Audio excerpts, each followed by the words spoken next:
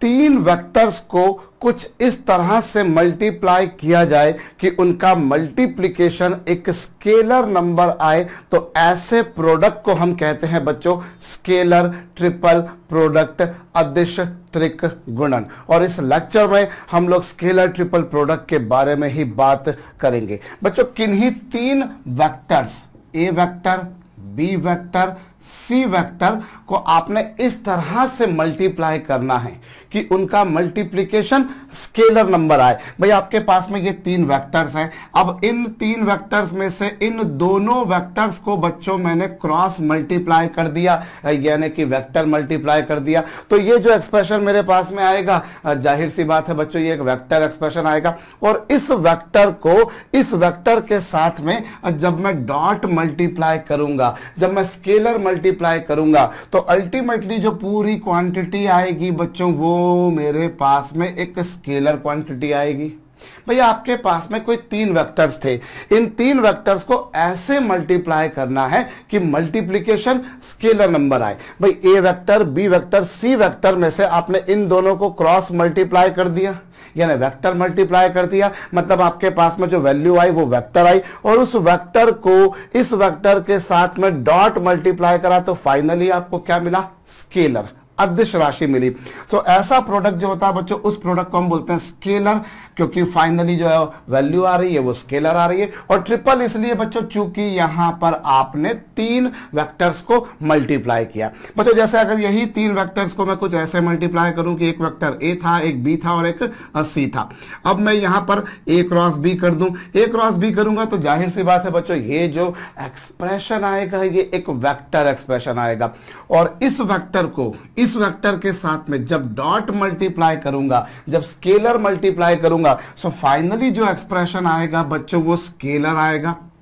और चूंकि तीन वेक्टर्स थे इसलिए इसे हमने नाम दे दिया ट्रिपल। सो ये जो प्रोडक्ट होता है बच्चों इस तरह के प्रोडक्ट को हम कहते हैं स्केलर ट्रिपल प्रोडक्ट, जिसे हम लोग एब्रिविएशन दे देंगे बच्चों STP। शॉर्ट में इसे हम क्या बोलेंगे बच्चों, STP, याद रखने के लिए आसान रहेगा। एनीवेज, सो बच्चों if we people are going to multiply three vectors in a manner so that their product obtained is a scalar quantity, उनका जो गुणनफल आए वो एक अदिश राशि आए, तो उसे हम कहेंगे स्केलर ट्रिपल प्रोडक्ट। क्या कहेंगे उसे हम, scalar triple product obviously of vectors. जैसे अगर हमारे पास में एक प्रॉब्लम इधर रखी बच्चों, ए वेक्टर हमें दे रखा है -i cap plus 2j cap minus 3k cap, और बी वेक्टर हमें दे रखा है बच्चों 3i cap minus j cap plus 4k cap. इसी तरह से आपको सी वेक्टर दे रखा है बच्चों i cap plus j cap plus k cap, और आपसे कहा है इसमें a dot b cross c निकालिए। You have to find out value of a dot b cross c। कैसे करेंगे, आप वीडियो को पॉज करके खुद से कर सकते हैं बच्चों। जब आपको ये वैल्यू निकालनी है तो पहले आप एक काम कीजिए, अब बी क्रॉस सी निकालिए। और बी क्रॉस सी कैसे निकलेगा बच्चों, दो वेक्टर्स का क्रॉस मल्टीप्लिकेशन कैसे निकलता है बच्चों, B cross C i j k, और बी है बच्चों 3 -1 और 4, और सी है बच्चों 1 1 1। अब जरा इसे सिंप्लीफाई कीजिए, तो ये रहा i कैप, इन दोनों का मल्टीप्लाई करेंगे तो -1 -4, माइनस j कैप करेंगे तो क्या होगा बच्चों, ये 3 -4, और ये क्या होगा बच्चों k कैप, और k कैप के टाइम पर ये क्या हो जाएगा 3 + 1। आई रिपीट बच्चों i कैप, और ये -1 -4, माइनस j के टाइम पर ये 3 बन जा 1, 3 बन जा 3 और -4, और k के टाइम पर क्या बच्चों ये माइनस माइनस। अब यहां पर क्या होगा -5i कैप और प्लस क्या j कैप प्लस क्या 4k cap. So this is a B cross C, ये बी क्रॉस सी आ गया। अब आपको क्या निकालना, आपको तो निकालना था a dot b cross c। सो क्या होगा, a जहां तक आपके पास में बच्चों वो होगा -i cap plus 2j cap minus 3k cap, ये a डॉट, और b क्रॉस c क्या बच्चों -5i cap plus j cap plus 4k cap. जरा इन दोनों का मल्टीप्लाई करके देखिए, जब आप इन दोनों को मल्टीप्लाई करेंगे तो +5 और 2 1 जा 2 और 3 4 जा 12, 7 में से 12 जाएंगे तो बच्चों कितना बचेगा -5। भाई ए वेक्टर ये रहा, बी क्रॉस सी ये रहा, फाइनली सॉल्व कर आंसर ये आ रहा है। होप कैलकुलेशंस आर करेक्ट, अगर गलत हो जाए तो आप खुद से उन्हें रेक्टिफाई कर दीजिएगा।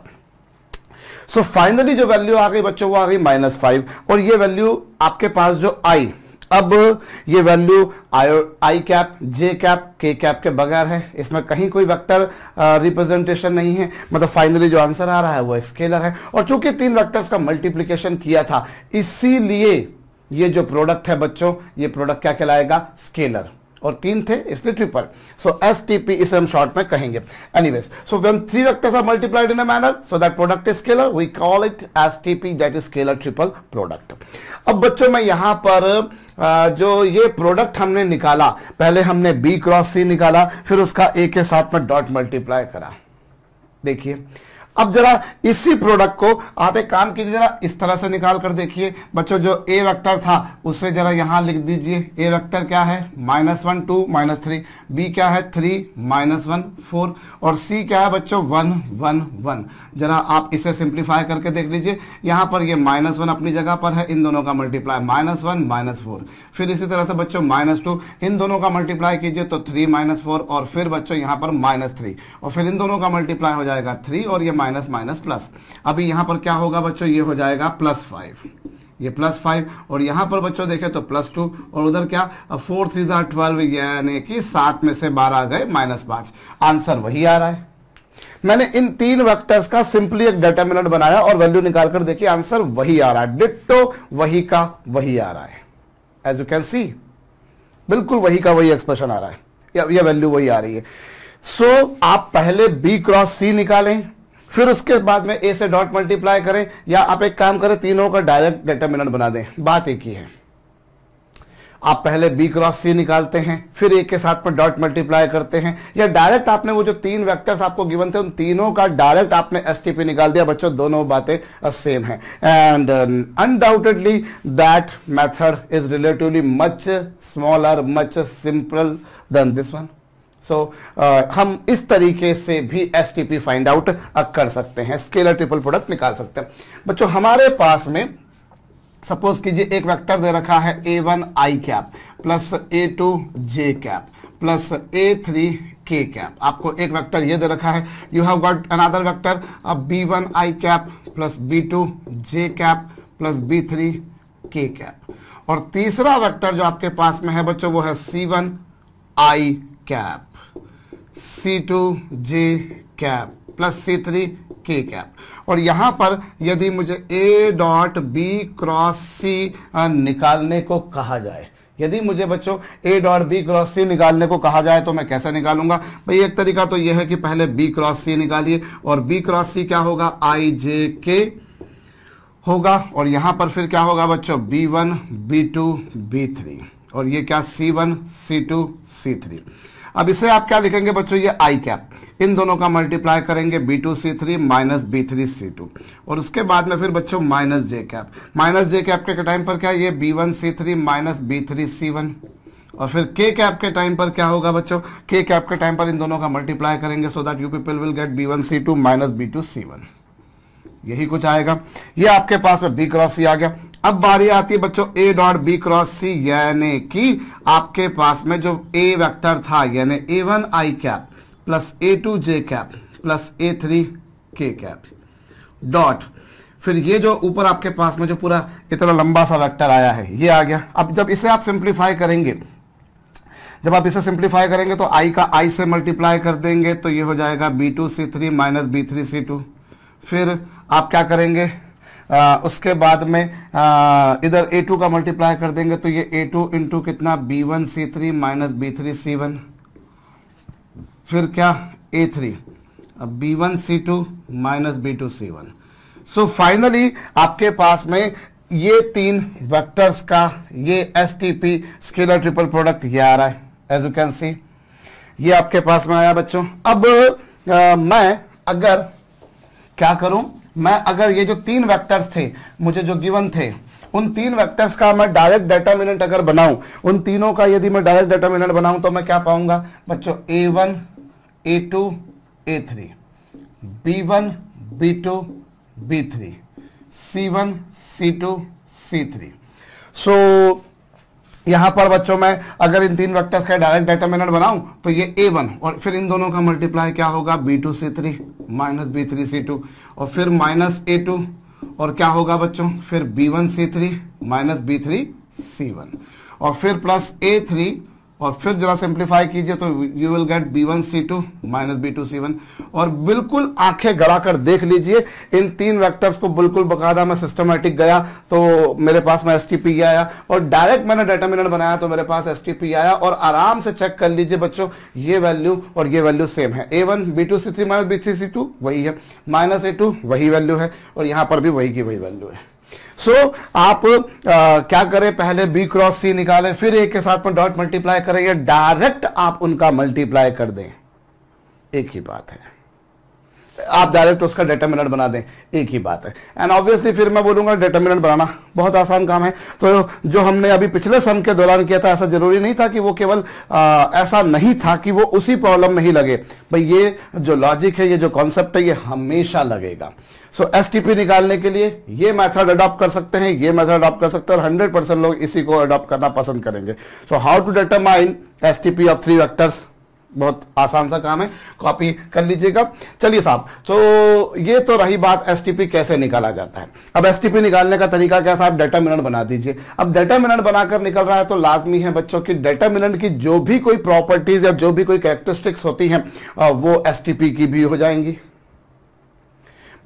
आप STP कैसे निकालते हैं, डिटरमिनेंट सॉल्व करके। सो ऑब्वियसली जो डिटरमिनेंट, जो सारणिक की जो प्रगुण होते हैं, वो सारे प्रगुण STP को भी सेटिस्फाई करेंगे, STP के लिए भी लगेंगे। जैसे ये साहब की अगर आपके पास में डिटरमिनेंट में आपकी कोई 2 रोज या 2 कॉलम, आपकी मतलब डिटरमिनेंट की कोई 2 रोज या 2 कॉलम्स अगर आइडेंटिकल हैं तो वैल्यू 0 होती है। यदि किन्हीं भी 2 वेक्टर्स, 2 रो या 2 कॉलम, मान लीजिए ये 2 रो या ये 2 रो या ये 2 रो अगर एक जैसी होगी तो वैल्यू क्या होती है, 0 होती है। सो वैसे यहां पर भी होगा भाई। अगर आपने क्या कर दिया, अगर इस STP में आपने ये देखिए इन 2 को एक जैसा कर दिया भाई, ये जैसे 2 ये एक जैसे हो गए, तो इसकी वैल्यू कितनी आएगी, 0 आएगी।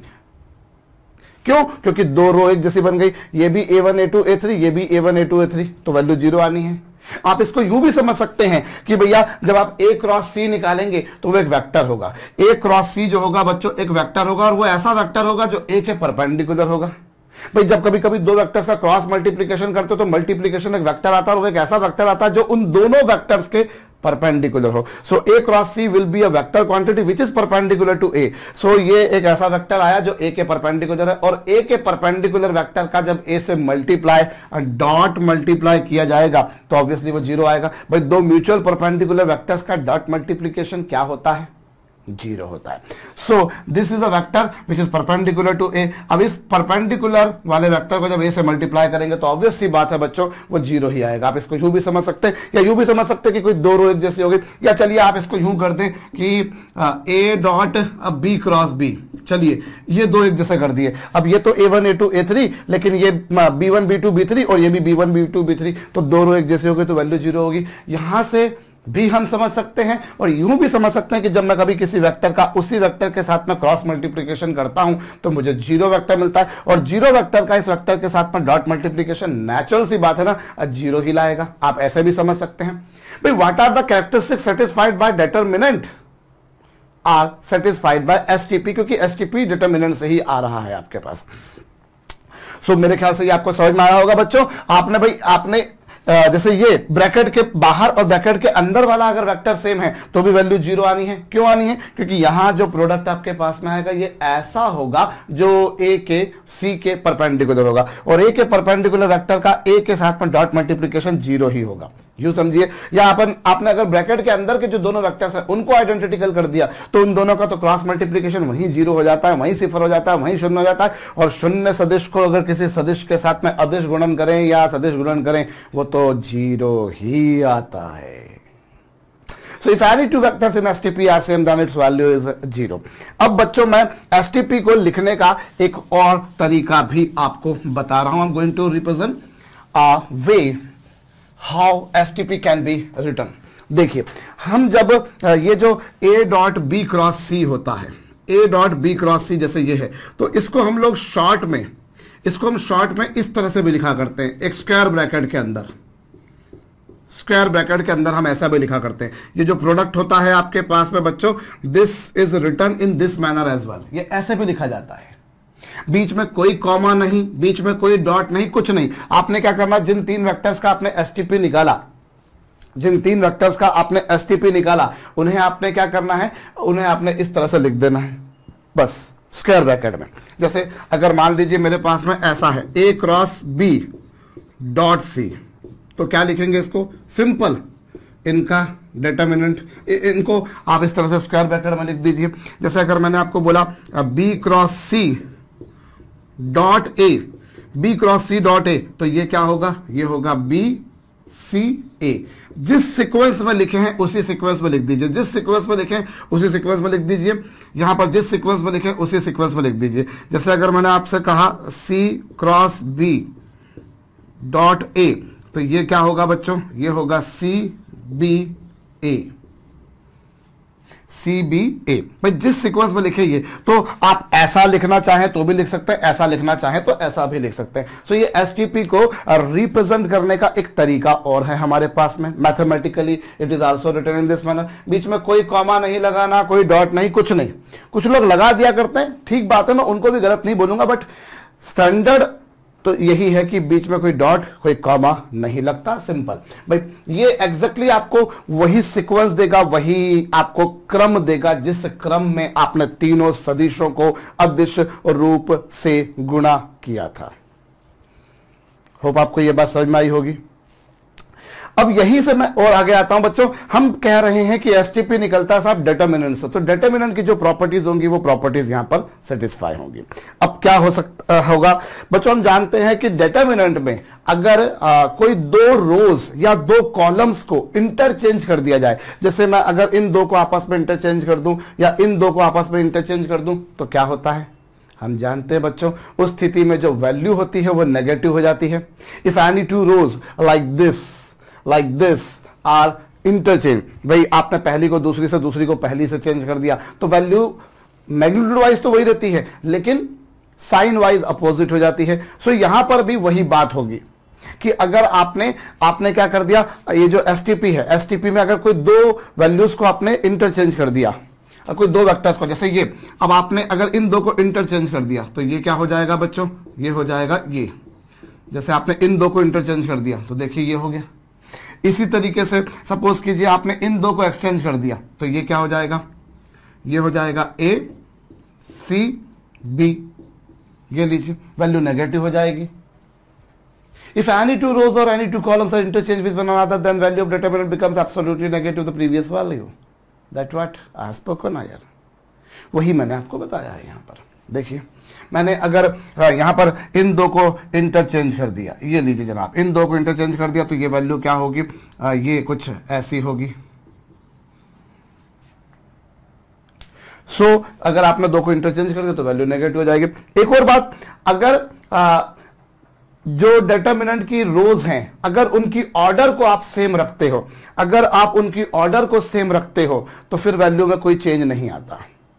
डिटरमिनेंट की, सारणिक की, अगर तीनों जो रोज हैं या तीनों जो कॉलम्स हैं, ये लिखिएगा जो भैया मैं मिटा रहा हूं, अगर उनकी ऑर्डर को सेम रखते हो तो उसकी वैल्यू में कोई चेंज नहीं आता। यहां पर देखिए मेरे कहने का मतलब क्या है, भाई पहली रो बनी वेक्टर ए से, दूसरी रो बनी वेक्टर बी से और तीसरी रो बनी वेक्टर सी से। भाई पहली रो बनी वेक्टर ए से, दूसरी बनी वेक्टर बी से और तीसरी रो बनी बच्चों वेक्टर सी से, ये आप जानते हैं। अब आपने क्या करा, यहां पर यदि आप देखें तो जो एबीसी की जो ऑर्डर है वही किसकी है बच्चों, और बीसीए की ऑर्डर है, और वही किसकी ऑर्डर है बच्चों, सीएबी की है। भाई A B C cyclic order देखिए, जो cyclic order A B C की है वही बी सी ए की है, वही सी ए बी की है। जो cyclic order A B C की है वही सी बी ए की है, वही बी सी ए की है। लेकिन अगर आपने क्या कर दिया, आपने भैया अगर इसका उल्टा कर दिया, यानी क्या, बी ए सी, भैया आपने दो को इंटरचेंज कर दिया, इन दो को इंटरचेंज कर दिया तो वैल्यू नेगेटिव हो जाएगी। आप यूं समझिए, यदि आपने इन दोनों को रिवर्स कर दिया तो ये होगा। भाई आप कोई दो रो या दो कॉलम को इंटरचेंज करते हो तो वैल्यू नेगेटिव हो जाती है, और यही काम अगर आप दो बार करते हो तो वैल्यू वापस से वही हो जाती है। यदि आप क्या करते हो, अगर आप एक बार दो रोज या दो कॉलम को इंटरचेंज करोगे तो वैल्यू नेगेटिव हो गई, लेकिन अगर उसको दो बार करते हो तो वापस से वही। अब आप देखो आपने क्या करा, आप पहले इसको चेंज किया तो ये पिक्चर बनी, फिर उसके बाद में अभी एक बार चेंज कीजिए, एक बार चेंज करेंगे तो ये बी ऐसी हुआ, ये नेगेटिव हुआ, फिर एक बार और चेंज कीजिए तो वो प्लस हो जाएगा, बी सी ए, देखिए वही का वही हुआ। भाई एक बार चेंज किया तो नेगेटिव हुआ, फिर दूसरी बार वापस से इंटरचेंज किया तो फिर से नेगेटिव होगा, तो नेगेटिव नेगेटिव बिकम्स पॉजिटिव। यहां पर भी वही बात आपके पास में, आप इसको एक बार नेगेटिव करेंगे तो ये सी बी ए, और फिर से एक बार चेंज कीजिए तो ये सी ए बी, फिर से प्लस हो गया, देखिए। अगर आप डिटरमिनेंट में यही करते थे, कोई दो रोज को आपने चेंज किया, इंटरचेंज किया, वैल्यू नेगेटिव, और दूसरी बार फिर से चेंज किया तो वैल्यू वापस से पॉजिटिव, तो वही हो रहा है। हम इसे याद रखने का तरीका क्या, याद रखने का तरीका ये कि अगर मैं इस जो साइकिल चल रही है मेरी क्लॉकवाइज, अगर मैं साइकिल की डायरेक्शन में चलता हूं तो वैल्यू पॉजिटिव पॉजिटिव, भाई A B C, B C A B, लेकिन जहां मैंने इसका उल्टा चला चक्का, जहां मैंने मेरा घुमाया, विपरीत करा, वैल्यू नेगेटिव हो जाएगी, ऋणात्मक हो जाएगी, नेगेटिव हो रही है, आप देख सकते हैं। भाई ये देखिए इसी तरीके से I can write is equals to, मैं इसको लिख सकता हूं बच्चों सी बी ए, ये जो वैल्यूज हैं वो इसके बराबर हैं, सी बी ए यहां पर ये। क्या हुआ बच्चों, जो डिटरमिनेंट की प्रॉपर्टीज हैं, दो रो को एक्सचेंज किया, वैल्यू नेगेटिव हो गई। आप उसको याद यूं रख सकते हैं कि अगर साइक्लिक ऑर्डर में चले, इसी ऑर्डर में चले तो ठीक है, लेकिन जहां इसके विपरीत चले वहां खेल खत्म, वहां उल्टा हो जाएगा, इस तरह से। और अगली बात क्या, आप इसको यूं समझिए कि दो रो को चेंज किया तो एक वैल्यू नेगेटिव, और अगर दो बार किया तो वैल्यू वापस से पॉजिटिव, इस तरह से भी आप समझ सकते हो। तो ये अपने अपने समझने का तरीका है। मेरे ख्याल सबसे आसान तरीका ये कि अगर मैं साइक्लिक ऑर्डर में चलता हूं तो वैल्यू पॉजिटिव, लेकिन अगर जहां मैंने इसका उल्टा चला वैल्यू नेगेटिव हो जाएगी। तो ये एक इंपॉर्टेंट बात है। हमने क्या देखा बच्चों, और हमने क्या देखा कि अगर कोई दो वेक्टर सेम है एसटीपी में, जैसे मान लीजिए ये ए बी, तो इसकी वैल्यू क्या होगी बच्चों, जीरो। क्यों, वो आप देख चुके हो बच्चों, क्योंकि आप यूं समझ सकते हैं कि दो वेक्टर्स का जब क्रॉस मल्टीप्लिकेशन करेंगे तो वो जीरो होगा, या आप यूं भी समझ सकते हैं कि अगर इन दो का क्रॉस मल्टीप्लिकेशन करेंगे तो वो ए के परपेंडिकुलर होगा, उसका ए से डॉट मल्टीप्लाई जीरो हो जाना है, इस तरह से भी समझ सकते हैं। एनीवेज, बच्चों ये एसटीपी को रिप्रेजेंट करने का तरीका है। ए डॉट बी क्रॉस सी बोलूं या ए क्रॉस बी डॉट सी बोलूं, इसका एक ही मतलब है, इसका मतलब है ए बी सी, और ए बी सी को मैं बी सी ए लिख दूं, सी ए बी लिख दूं, या माइनस बी ए सी लिख दूं, या माइनस सी बी ए लिख दूं, बात एक ही है। ये साहब एसटीपी को रिप्रेजेंट करने का तरीका है। अब यहां पर हमने एसटीपी कैसे निकाला जाता है, उसको निकालने का आसान तरीका क्या है, और उसकी कुछ एक हमने छोटी छोटी सी प्रॉपर्टीज देखी। अब यहां मैं एक और छोटी सी बात आपको बताऊं बच्चों, या उससे पहले मैं एक और बात बता दूं। चलिए, अगर मेरे पास में कोई तीन वेक्टर्स हैं, ए वेक्टर, बी वेक्टर और सी वेक्टर, यहां जो होगा, इसमें मैंने इस वेक्टर में किसी स्केलर नंबर एल का मल्टीप्लाई कर दिया, इसमें किसी स्केलर नंबर एम का, और इसमें किसी स्केलर नंबर एन का, तो इसे मैं L M N A B C भी लिख सकता हूं। भाई ये स्क्वायर ब्रैकेट में लिखा, मतलब ये एसटीपी है, ये एसटीपी है, तो यहां पर एलिमेंट को बाहर लाया जा सकता है। क्यों, क्योंकि आपको पता है क्या कि अगर आपने वेक्टर ए में एल का मल्टीप्लाई करा, मतलब इन सब में एल का मल्टीप्लाई करा, वेक्टर बी में आपने एम का मल्टीप्लाई करा, मतलब इन सब में एम का मल्टीप्लाई करा, और इन सब में एन का मल्टीप्लाई कर दिया। अब आप इस रो में से एल कॉमन निकाल दीजिए, इसमें से एम कॉमन निकाल दीजिए, इसमें से एन कॉमन निकाल दीजिए, तो वही डिटरमिनेंट मिलेगा जो एबीसी का था। हम बोल सकते हैं ये एल एम एन और एबीसी। भाई आपने क्या करा, इनमें किसी स्केलर नंबर का मल्टीप्लाई कर दिया, तो वो आप मतलब इस पूरे वेक्टर में आपने एल का, इस पूरे वेक्टर में एम का, इस पूरे वेक्टर में एन का मल्टीप्लाई करा, फिर एल को कॉमन निकाला, एम को कॉमन निकाला, एन को कॉमन निकाला, तो ये बाहर आ गया, देखिए। और बाकी क्या बचा, A1 A2 A3 B1 B2 B3 और C1 C2 C3, और ये क्या बचा, इन तीनों वेक्टर्स का और कुछ नहीं है, एसटीपी। देखिए, सो this is another characteristic which you can write down. चलिए मैं अब आगे बढ़ता हूं बच्चों, एसटीपी कैसे निकाला जाता है, उसको रिप्रेजेंट करने का तरीका क्या, ये हमें समझ में आ चुका। अब it comes to the geometrical significance or geometrical interpretation of STP। इसका मतलब क्या होता है? इसका मतलब क्या होता है जरा उसको समझिएगा बच्चों। हमारे पास में एक पैरेललोपाइप्ड है, पैरेललोपाइप्ड समानांतर षटफलक जिसे हिंदी में कहते हैं। हमें एक पैरेललोपाइप्ड गिवन है, पैरेललोपाइप्ड जैसे पैरेललोग्राम होता है, पैरेललोग्राम जिसके आमने सामने की साइड्स एक दूसरे के पैरेलल होती हैं, ठीक उसी तरह से बच्चों पैरेललोग्राम में आमने सामने की साइड्स एक दूसरे के पैरेलल होती है और उनकी लेंथ इक्वल होती है। उसी तरीके से हमारे पास में पैरेललोपाइप्ड होता है समानांतर षटफलक, एक 3 डायमेंशनल बॉडी होती है। ये आपके पास में पैरेललोपाइप्ड है, जैसे देखने पर आपको ये क्यूबॉइड नजर आ रहा होगा, एक घनाभ नजर आ रहा होगा, पर जैसे ये जो आपके पास में है ये एक क्यूबॉइड है। लेकिन फर्ज कीजिए जैसे आपके पास में एक बड़ी मोटी सी बुक है, आप अपने आसपास से कोई बुक उठा सकते हैं, एक मोटी सी बुक है और जरा उस मोटी सी बुक पर खूब अच्छी खासी 400-500 पेजेस की कोई कॉपी हो या बुक हो या 1000 पेजेस की, आप एक काम कीजिए, जरा उसकी ऊपर वाली सरफेस पर आप एक टेंजेंशियल फोर्स लगाइए, एक शेयरिंग फोर्स लगाइए। तो वो जो टेंजेंशियल फोर्स लगाएंगे तो आप देखेंगे कि वो थोड़ी सी आगे हो जाएगी। कोई पुस्तक मोटी मोटी जो होती है वो ऐसे हो जाती है, तो उसमें क्या होगा जब वो ऐसे आगे खसकेगी तो ये दोनों फेसेस एक दूसरे के पैरेलल रहेंगी, ये दोनों फेसेस भी एक दूसरे के पैरेलल रहेंगी और ये दोनों फेसेस भी एक दूसरे के पैरेलल रहेंगी। तो ये आपने क्या करा, जैसे इस पर ऐसे फोर्स लगाया तो ये दोनों सरफेसेस एक दूसरे के पैरेलल, ये भी दोनों एक दूसरे के पैरेलल और ये भी दोनों एक दूसरे के पैरेलल ही रहेंगे। बस ये होगा कि वो ऐसे ऐसे ऐसे टिल्ट हो जाएगी, वो ऐसी शेयरिंग फोर्स लगाने से वो ऐसे आगे बढ़ जाएगी। So now these two are parallel to each other, ये दोनों भी एक दूसरे के पैरेलल हैं और ये दोनों भी एक दूसरे के पैरेलल हैं। सो इस तरह की जो आपके पास में बॉडी होती है वो कहलाती है पैरेललोपाइप्ड समानांतर षटफलक, in which opposite faces are parallel to each other and their areas are equal. जैसे पैरेललोग्राम में एक दूसरे के वो पैरेलल होती हैं और लेंथ इक्वल होती है, यहाँ पर एरिया इक्वल होगा। अब सपोज कीजिए बच्चों ये वाली जो इसकी एज लेंथ है वो है A, इसकी जो एज लेंथ है बच्चों वो है B और इसकी जो एज लेंथ है बच्चों वो है C। इसकी भुजा की लंबाई कितनी है A, इसकी भुजा की लंबाई कितनी है B और इसकी भुजा की लंबाई कितनी है C।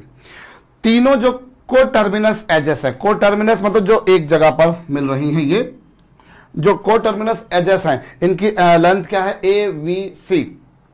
तो जरा देखिए ये जो आपके पास में पैरेललोपाइप्ड बनेगा, इस पैरेललोपाइप्ड का ये जो बेस है, पहले इसका एरिया निकालिए, एरिया ऑफ बेस। मैं इसे मिटा रहा हूं बच्चों, ये भी आप नोट डाउन जरूर कर लीजिएगा। तो इसका जो बेस आपको दिखाई दे रहा है, जरा इसका एरिया ऑफ बेस के बारे में बात करें। आप जैसा कि देख पा रहे हैं इसका जो बेस है that will be a parallelogram, वो एक पैरेललोग्राम होगा। और पैरेललोग्राम का एरिया क्या होता है बच्चों, उसकी जो दोनों एजेस हैं उन दोनों एजेस का क्रॉस मल्टीप्लाई, ये होता है A क्रॉस B। ये इसके बेस का एरिया होगा, इसके आधार का क्षेत्रफल होगा A क्रॉस B। मैं डायग्राम फिर से बनाऊंगा बच्चों, यहां पर ये लीजिए, ये आपके पास में जो पैरेललोपाइप्ड था उसके बेस की ये वाली एज लेंथ है A वेक्टर और ये वाली एज लेंथ है B वेक्टर। तो इसका जो बेस का एरिया आएगा वो ये आएगा।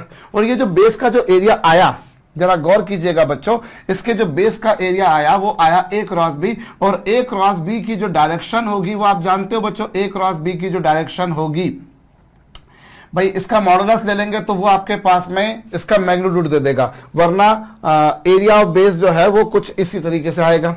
अब A क्रॉस B की डायरेक्शन, A क्रॉस B जिसे मैं 1 मिनट के लिए n वेक्टर मान लेता हूं, वो इन दोनों के प्लेन के परपेंडिकुलर होगा, वो इन दोनों के प्लेन के परपेंडिकुलर होगा। A क्रॉस B कहां होगा, A क्रॉस B जब दो वेक्टर्स को आप क्रॉस मल्टीप्लिकेशन करते हो तो मल्टीप्लिकेशन आपके पास में एक वेक्टर क्वांटिटी आता है और वो वेक्टर ऐसा वेक्टर होता है जो इन दोनों के परपेंडिकुलर होता है। तो ये इन दोनों के परपेंडिकुलर आ गया। अब आप इसका ये आपके पास में रहा बच्चों, और ये रहा वेक्टर C।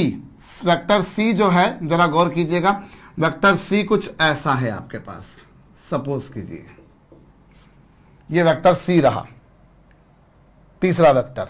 अब यहां पर हम मान लेते हैं कि ये जो तीसरा वेक्टर C था और ये जो A क्रॉस B से जो वेक्टर आया, इन दोनों के बीच में एंगल सपोज कर लेते हैं है theta. Let me suppose in दोनों के बीच में कोण कितना जनाब, थीटा। किन दोनों के बीच में, A क्रॉस B से जो वेक्टर आया, मतलब जो नॉर्मल वेक्टर आया, जो नॉर्मल वेक्टर है और वेक्टर C जो है, इन दोनों के बीच में एंगल थीटा है, मान लिया। और ये जो पैरेललोपाइप्ड है, इस पैरेललोपाइप्ड की जो हाइट है, भाई मैं आपको बोल रहा हूं, मैंने तो यहां पर एग्जैक्टली एक शार्प क्यूबॉइड बनाया है, लेकिन अगर क्यूबॉइड नहीं भी होता, भाई पैरेललोपाइप्ड जिसमें आमने सामने की फेसेस एक दूसरे के पैरेलल होती हैं, तो मैं इसे, ये देखिए, ये रहा बेस उसका, और ये आपके पास में एक सेकंड, ठीक है। अब वो कोशिश करता हूं भैया मैं बनाने की, बन जाए तो अच्छी बात है, नहीं तो कोई बात नहीं। ये लीजिए, क्या ये सही है? हाँ, ये कुछ इस तरह से, ये मेरे पास में एक पैरेललोपाइप्ड हो गया। अब पैरेललोपाइप्ड इस तरह का हो गया कि ये वाली एज लेंथ है ए वेक्टर, ये वाली एज लेंथ है बी वेक्टर, और ये वाली एज लेंथ है सी वेक्टर। अभी कुछ कुछ बन रहा है वैसा, चला लीजिएगा, हल्का फुल्का नहीं भी लग रहा हो तो भी। एनीवेज, सो ये आपके पास में है, तो इसके बेस का एरिया तो ये हो गया, और ये रहा वो सी वेक्टर जो आपको नजर आ रहा है। अब पैरेललोपाइप्ड का जो वॉल्यूम होगा वो क्या होगा, मैं आपको बताऊं। वॉल्यूम ऑफ दिस पैरेललोपाइप, भाई अगर मैंने स्पेलिंग गलत लिखी हो तो वो आप कर लीजिएगा सही। पैरेललोपाइप्ड का जो वॉल्यूम होगा, वॉल्यूम क्या होता है? वॉल्यूम होता है बच्चों इसका area of base into height of parallelepiped. भाई आपको उसके बेस का एरिया लेना है इनटू उसकी हाइट लेनी है, और बेस का एरिया क्या? बेस का एरिया आएगा बच्चों ए क्रॉस बी से, इससे ए क्रॉस बी से आ रहा है वो आप जैसा पा रहे हैं, और ये इसकी हाइट, हाइट मतलब जो भी इन दोनों के बीच की जो वर्टिकल हाइट है वो आएगी। अब वो इनटू हाइट करेंगे, और हाइट कैसे निकलेगी बच्चों? हाइट अगर आप देखें, ये वेक्टर सी है, ये वाला जो वेक्टर सी है, सो ये देखिए ये वेक्टर सी है जिसने नॉर्मल के साथ में एंगल कितना सबटेंड किया? थीटा। तो जरा रिजॉल्व कीजिए, जब सी वेक्टर को इधर रिजॉल्व करेंगे, जब आप सी वेक्टर को इधर रिजॉल्व करेंगे तो ये क्या आएगा बच्चों? ये आएगा mod C into cos theta, where theta is the angle made by this vector C with this line. जो हाइट के साथ में जो एंगल बना, ये वो वाला एंगल। भाई आप जरा गौर कीजिए, ये वेक्टर सी, आपको हाइट निकालनी है, इसको आपने आगे टिल्ट कर दिया। अगर ये बिल्कुल क्यूबॉइड रहता तो इसकी जो एज लेंथ होती, अकल लगाइए, अगर ये बिल्कुल क्यूबॉइड होता तो इसकी जो एज लेंथ होती यही इसकी हाइट होती, लेकिन अगर इसको आपने ऐसे आगे कर दिया तो फिर हाइट कुछ कम आएगी और एज लेंथ कुछ ज्यादा होगी। सो जो हाइट आएगी, भाई आप इसको इधर रिजॉल्व करोगे तो वो मॉड सी कॉस थीटा होगा। सो यहां पर मैं बोल सकता हूं ये होगा ए क्रॉस बी इंटू क्या बच्चों? Mod C cos theta, where theta is the angle made by this vector with this height, और हाइट की डायरेक्शन वही है जो नॉर्मल वेक्टर की डायरेक्शन है। हाइट मतलब बिल्कुल वर्टिकल गैप आपको देखना है, और हाइट की डायरेक्शन वही है जो नॉर्मल वेक्टर की डायरेक्शन है। और नॉर्मल वेक्टर की डायरेक्शन कहां से आ रही है बच्चों? ए क्रॉस बी से आ रही है। नॉर्मल वेक्टर की डायरेक्शन ए क्रॉस बी से आएगी, ए क्रॉस बी की जो डायरेक्शन होगी वही नॉर्मल वेक्टर की डायरेक्शन होगी। सो मैं अगर इसे ए क्रॉस बी डॉट सी लिख दूं तो क्या दिक्कत है? क्यों भाई, आप जानते हो ना कि जब आप दो वेक्टर्स का क्रॉस मल्टीप्लाई करते हो, this is a vector, this is a vector, जब आप इन दो वेक्टर्स का डॉट मल्टीप्लाई करोगे तो वो क्या होता है? Cos theta. और थीटा किसके बीच का एंगल होता है? थीटा एंगल होता है इन दो वेक्टर्स के बीच का, ए क्रॉस बी और सी के बीच का, ए क्रॉस बी और सी के बीच का मतलब एन और सी के बीच का, और एन की डायरेक्शन क्या है? हाइट की डायरेक्शन है, हाइट और सी के बीच का एंगल, वही तो लिखा है आपने वहां पर, देखिए। So what I conclude from here, I can conclude from here कि जब मैं तीन वेक्टर्स को क्रॉस मल्टीप्लाई कर रहा हूं, जब मैं कभी किसी तीन वेक्टर्स को जब मैं तीन वेक्टर्स को डॉट मल्टीप्लाई कर रहा हूं तो डॉट मल्टीप्लीकेशन से जो एक्सप्रेशन मेरे पास में आ रहा है, that expression is actually giving me the volume of A parallelepiped whose co-terminus edges are A vector, B vector and C vector. ऐसा कोई समानांतर षटफलक जिसकी आसन्न भुजाएं ए सदिश, बी सदिश और सी सदिश है, तो उसका जो आयतन होगा, उसका जो वॉल्यूम होगा बच्चों, वो यही होगा। आई रिपीट द थिंग, मैं एक बार फिर से आपको बता दे रहा हूं बच्चों। देखिए मेरे पास में एक पैरेललोपाइप्ड है ए जिसकी को टर्मिनस एजेस क्या है? ए वेक्टर, बी वेक्टर और सी वेक्टर। मैंने अभी कुछ भी नहीं करा, मैंने सिंपली उस पैरेललोपाइप्ड के बेस का एरिया निकाला। तो इसके बेस का एरिया क्या आया? वो ये आया ए क्रॉस बी, मॉड्यूलस ले लेंगे तो मैग्नीट्यूड आ जाएगा आपके पास में। अब इसका वॉल्यूम क्या होगा? पैरेललोपाइप्ड का वॉल्यूम क्या होता है? वॉल्यूम होता है उसके बेस का एरिया इनटू उसकी हाइट, उसके बेस का एरिया इनटू उसकी हाइट। ये होता है बेस का एरिया, ये है, हाइट ये है। और हाइट कैसे निकलेगी बच्चों? हाइट जो है आप देखिए, ये आपके पास में वेक्टर सी था और हाइट मतलब बिल्कुल वर्टिकल गैप, तो आपको ये निकालना है कि एग्जैक्टली ये कितना है। सो आप सी वेक्टर जो ऐसा था इसको आप इधर रिजॉल्व कीजिए। जब इधर आप रिजॉल्व करेंगे तो वो क्या होगा बच्चों? मॉडुलस सी कॉस थीटा। सी को जब आपने इधर रिजॉल्व कर दिया है तो मॉडुलस सी कॉस थीटा आ जाएगा। ये हाइट आ गई और मॉडुलस सी कॉस थीटा यही होगी भाई, हाइट यही होगी। और थीटा किसके बीच का एंगल? थीटा है वेक्टर सी और हाइट के बीच का एंगल। और हाइट मतलब वर्टिकल गैप, और वर्टिकल गैप मतलब उस बेस के परपेंडिकुलर। बेस के परपेंडिकुलर मतलब नॉर्मल वेक्टर। और नॉर्मल वेक्टर कैसे निकलता है? ए क्रॉस बी से। So area of base into height, और हाइट को मैंने लिखा ये, और इन दोनों आप इसको ऐसा लिख दे तो क्या हर्ज है? क्यों भैया? क्योंकि आपको पता है जब दो वेक्टर्स को डॉट मल्टीप्लाई करते हो तो कॉस थीटा लगाते हो, और थीटा उन दोनों के बीच का एंगल होता है। और थीटा यहां पर किसके बीच का एंगल है? आई रिपीट, थीटा यहां पर एंगल है हाइट और वेक्टर सी के बीच का एंगल है। हाइट मतलब वर्टिकल, और वर्टिकल मतलब नॉर्मल, नॉर्मल और सी के बीच का एंगल है। और नॉर्मल की डायरेक्शन कैसे निकलती है? ए क्रॉस बी से। So I can say this is the volume of the parallelepiped. So ऐसा कोई पैरेललोपाइप्ड जिसकी 3 कोटर्मिनस भुजाएं हैं, ए वेक्टर, बी वेक्टर और सी वेक्टर, तो उसका वॉल्यूम ये होगा। होप आपको ये बात समझ में आ चुकी होगी, नोट डाउन कर लीजिएगा। अब यहां से हम एक बात और बोल सकते हैं कि अगर कोई ये वॉल्यूम आ रहा है, ऑब्वियस सी बात है कि अगर कोई 3 वेक्टर्स को प्लानर हैं, अगर कोई 3 वेक्टर्स को प्लानर हैं तो को प्लानर होंगे, तो भैया अगर 3 वेक्टर्स एक ही प्लेन में आ गए तो उनसे पैरेललोपाइप्ड बनेगा नहीं, because parallelepiped is ultimately 3 dimensional body. वो एक 3 डायमेंशनल बॉडी है, और अगर वो एक ही प्लेन में आ गए तो फिर क्या होगा? उनसे कोई पैरेललोपाइप्ड बनेगा नहीं। या फिर मैं यूं कहूं कि अगर उनसे कोई पैरेललोपाइप्ड बना तो उस पैरेललोपाइप्ड का जो वॉल्यूम होगा बच्चों वो 0 होगा। So from this picture we people can come to a conclusion that if 3 vectors are coplanar, यदि 3 सदिश समतलीय हैं तो उनका अदिश त्रिक गुणन 0 होगा। If 3 vectors are coplanar, then we will not be able to make any parallelepiped. So the volume obtained would be equals to 0. उसका जो वॉल्यूम होगा बच्चों वो 0 होगा, शून्य होगा, सिफर होगा।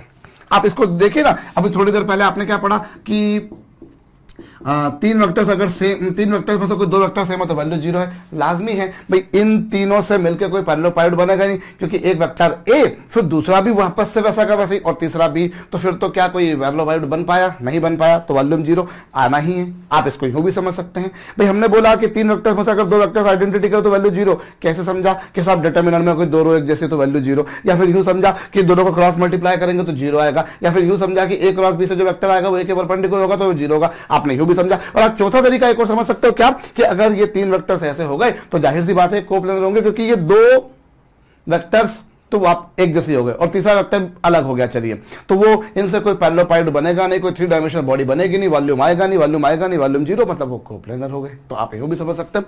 सो if 3 vectors are coplanar then volume obtained is 0, so that we can say उनका जो एसटीपी होगा वो 0 होगा। तो यहां से हमारे पास में कुछ ये पिक्चर बनेगी। नोट डाउन कर लीजिएगा बच्चों, एक अच्छी बात हमने सीखी है यहां पर, इसका हमने ज्योमेट्रिकल इंटरप्रिटेशन भी समझ लिया। चलिए, अब इसी पर बेस्ड एक हम छोटा सा सम कर लेते हैं। हमें कहा है कोई 3 किसी पैरेललोपाइप्ड की 3 भुजाएं, ये लीजिए, एक ये दे रखी है, एक आपको दे रखी है ये 4i plus 2j plus 3k, और तीसरी आपको दे रखी है बच्चों -i plus 4j plus 4k. These are the coterminous edges of a parallelepiped. Find height of that parallelepiped whose base is made by vector A and vector C.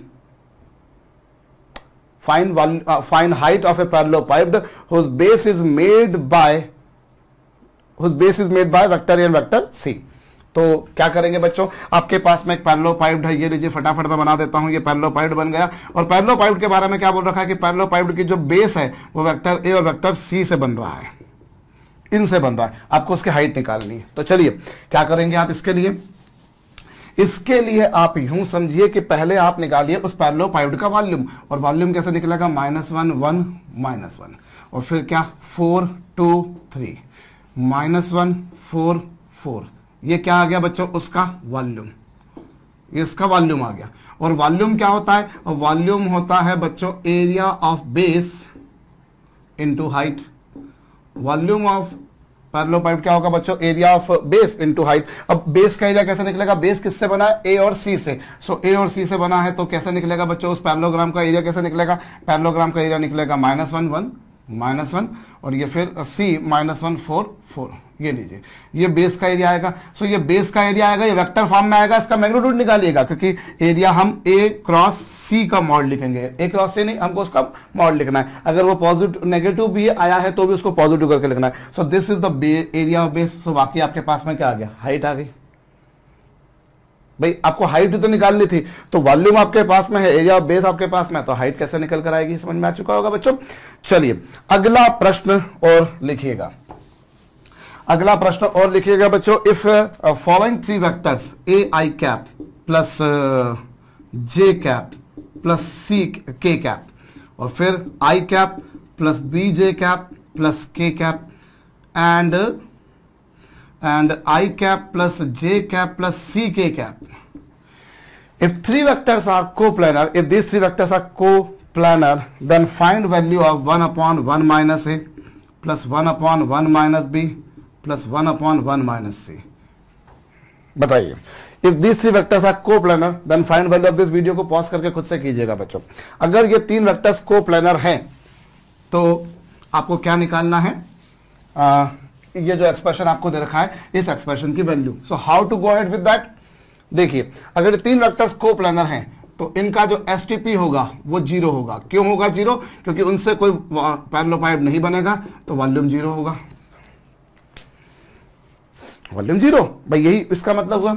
अभी जरा ध्यान दीजिए, अब यहां पर हम चाहें तो इसको सिंप्लीफाई कर सकते हैं, बट मैं मुझे जो एक्सप्रेशन चाहिए वो एक्सप्रेशन लाने में मुझे मशक्कत करना पड़ेगी।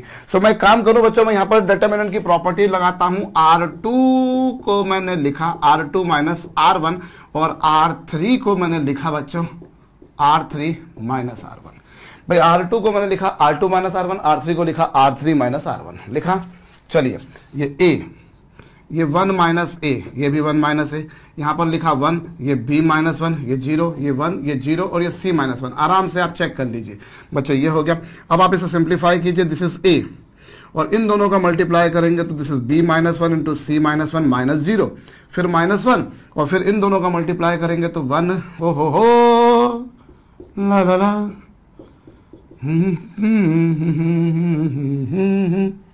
एक चांद सा टुकड़ा रहता है, होश है कि वो हमसे कुछ उखड़ा उखड़ा रहता है, मेरे सामने वाली खिड़की में जिस रोज से देखा है उसको हम शमा जलाना भूल गए। चलिए भैया आ जाइए, मेरे गाने में आप खो तो नहीं गए थे, मैंने ऐसा अच्छा गाया भी नहीं कि आप खो जाइए, पर भैया मैं तो खो जाता हूँ। मैं लेक्चर बनाने के दौरान भी खोना पसंद करता हूँ, गाना गाते समय भी खोना पसंद करता हूँ, तो काम ज़्यादा अच्छे से होता है, अदरवाइज ज़्यादा गलतियाँ होने लग जाती हैं। एनीवेज, सो ए इन दोनों का मल्टीप्लाई करा, फिर इन दोनों का मल्टीप्लाई करा, फिर -1 लिखा, फिर भाई इन दोनों का मल्टीप्लाई, फिर इन दोनों का मल्टीप्लाई करेंगे तो गलती तो हो गई है। सर बोल रहे थे कि गाना गाओगे तो गलती नहीं होगी, देखो तो गाना गाया आपने गलती कर दी। कोई बात नहीं भैया, गलती होती रहती है, गलतियां सुधारते रहना चाहिए। भाई -1 इन दोनों का multiply 1 minus into C minus 1 और इन दोनों का मल्टीप्लाई 1 और फिर इन दोनों का मल्टीप्लाई क्या 0 माइनस ये आपके पास आया। अब आप ये देखिए बच्चों, ये हो गया a into B minus 1 into C minus 1 और ये आपके पास में ये तो पूरा 0 हो गया और ये क्या हो गया बच्चों 1 minus A into C minus 1 और वो आपके पास में क्या है -1 minus A into B minus 1। ये लीजिए, ये आपके पास आया। अब आप एक काम कीजिए बच्चों, इन दोनों में मैं -1 का मल्टीप्लाई करता हूं। जब इन दोनों में -1 का मल्टीप्लाई करूंगा तो ये आ जाएगा बच्चों 1 b माइनस 1 को लिख दिया 1 माइनस बी, सी माइनस 1 को लिख दिया 1 माइनस ए। भाई ये a आपके पास में ज्यों का त्यों है, b माइनस 1 को लिख दो ये, c माइनस 1 को लिख दो ये, और यहां पर -1 का मल्टीप्लाई करो तो ये आएगा 1 minus A into 1 minus C और ये ऐसा लिख दिया। और यहां पर क्या, ये plus 1 minus A into 1 minus B is equal to 0। भाई ये a b माइनस वन को 1 minus B, c minus one को 1 माइनस सी, ये plus 1 minus as it is, इस माइनस का यहां मल्टीप्लाई करा। एक्चुअली इसमें मैंने क्या करा, -1 का मल्टीप्लाई करा, इधर -1 का मल्टीप्लाई करा तो ये, इधर -1 का मल्टीप्लाई करा तो ये, और -1 इंटू -1 हो जाएगा +1 का मल्टीप्लाई कर दो, क्या फर्क पड़ना है, ये लिख दिया। और यहाँ 1 minus as it is, minus का मल्टीप्लाई कर दिया, ये आ गया, और यहाँ ये एज इट इज, और यहाँ माइनस का मल्टीप्लाई कर दिया, ये आ गया। अब ये जो एक्सप्रेशन आपके पास में आया है बच्चों, इसको एक काम करो, डिवाइड कर दो, dividing by 1 minus A, 1 minus B, 1 minus C. ऐसा मैंने पूरे को भैया 1 minus A into 1 minus B into 1 minus C से डिवाइड कर दिया है। जब मैं इसको डिवाइड करूंगा इस एक्सप्रेशन से, तो ये दोनों आप देखिए 1 माइनस बी से 1 माइनस बी, 1 माइनस सी से 1 माइनस सी कैंसिल हो जाएगा, और ये आएगा a अपॉन 1 माइनस ए, और इधर भी वही कैंसिल होकर इधर आ जाएगा 1 अपॉन 1 माइनस बी, और उधर भी कैंसिल हो जाने के बाद में आ जाएगा 1 upon 1 minus C is equal to 0। If I divide this whole expression by 1 minus A into 1 minus B into 1 minus C, what exactly I am going to get, I am going to get a over this 1 upon this, and this is 1 upon 1 minus C, ये मेरे पास आएगा। चलिए अब क्या होगा बच्चों, यहां पर मैं एक बात और लिख सकता हूं, क्या, ये आ चुका बच्चों। अब आप एक काम कीजिए, इस पूरे एक्सप्रेशन को मैं थोड़ा सा रीराइट कर रहा हूं, 1 माइनस बी 1 माइनस सी को मैंने इधर रखा, बाकी को मैं इधर ले गया, भाई ए वाले को मैं इधर लेकर आ गया, बाकी को मैंने इधर कर दिया। अब समस्या यह है कि आपको जो जिस एक्सप्रेशन की वैल्यू निकालनी थी, उस एक्सप्रेशन में 1 अपॉन 1 माइनस ए भी था, यहां पर नहीं है। हम एक काम करें, इसमें दोनों तरफ 1 अपॉन 1 माइनस ए ऐड कर दीजिए, 1 अपॉन 1 माइनस ए दोनों बाजू ऐड कीजिए, adding 1 upon 1 minus A on both side. अब बच्चों दोनों तरफ आपने 1 अपॉन 1 माइनस ए ऐड कर दिया जनाब, और ये क्या होगा, आरएचएस पर यदि आप देखें तो वो होगा 1 माइनस ए अपॉन 1 माइनस ए, और ये दोनों क्या होगा, कैंसल, और फाइनली कितना आ गया बच्चों, 1। भाई आपके पास में ये था, इसमें दोनों तरफ 1 अपॉन 1 माइनस ए, इधर भी ऐड करा उधर भी ऐड करा, जब ये दोनों ऐड करेंगे तो 1 minus A upon 1 minus A cancel each other, and finally I get 1।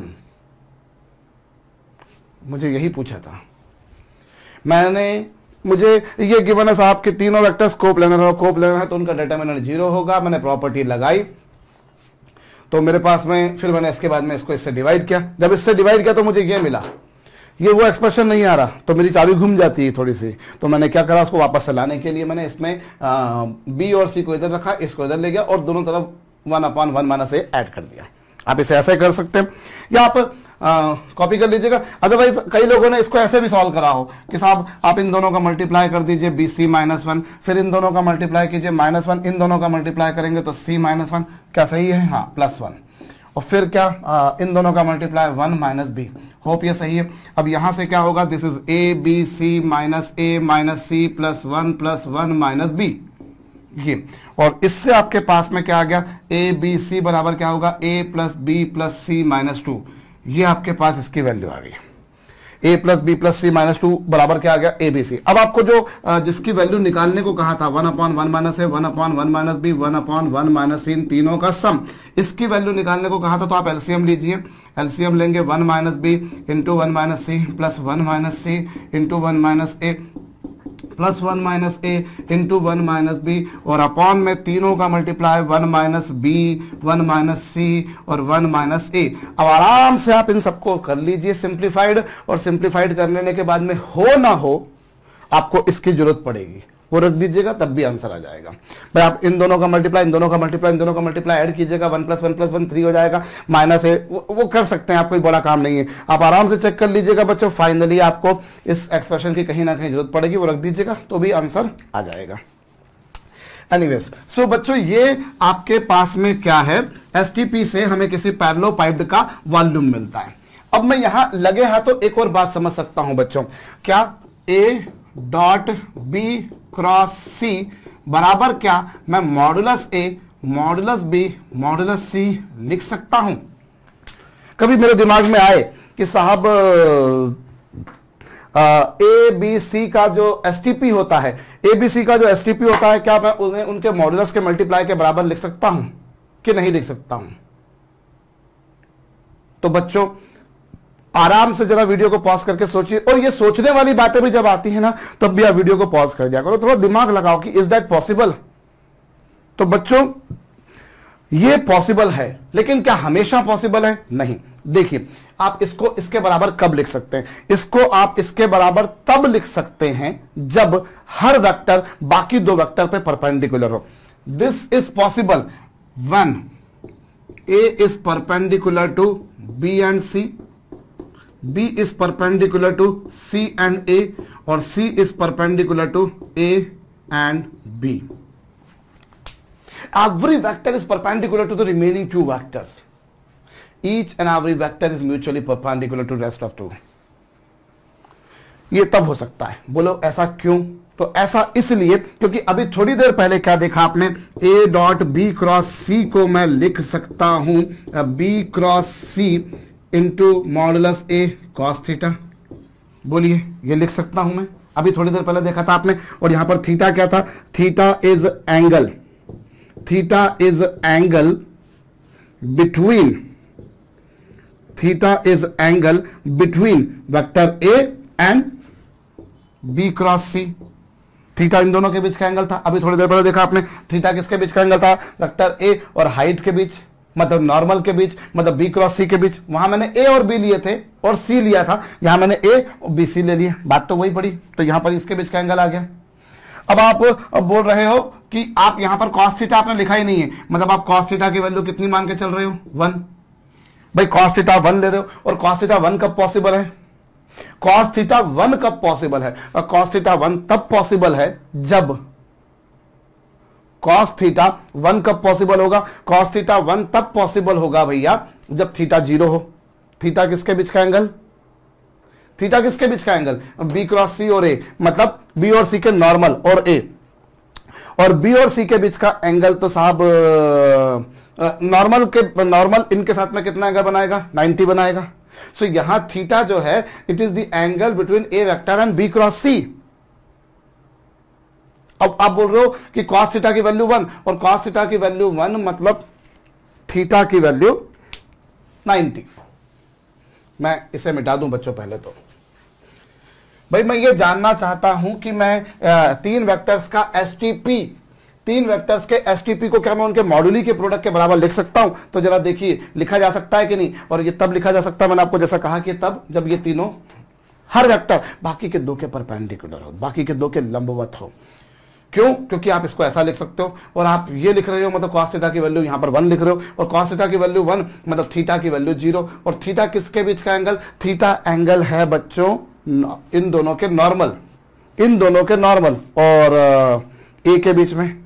तो अब अगर वेक्टर ए, जरा समझिएगा, ये vector B,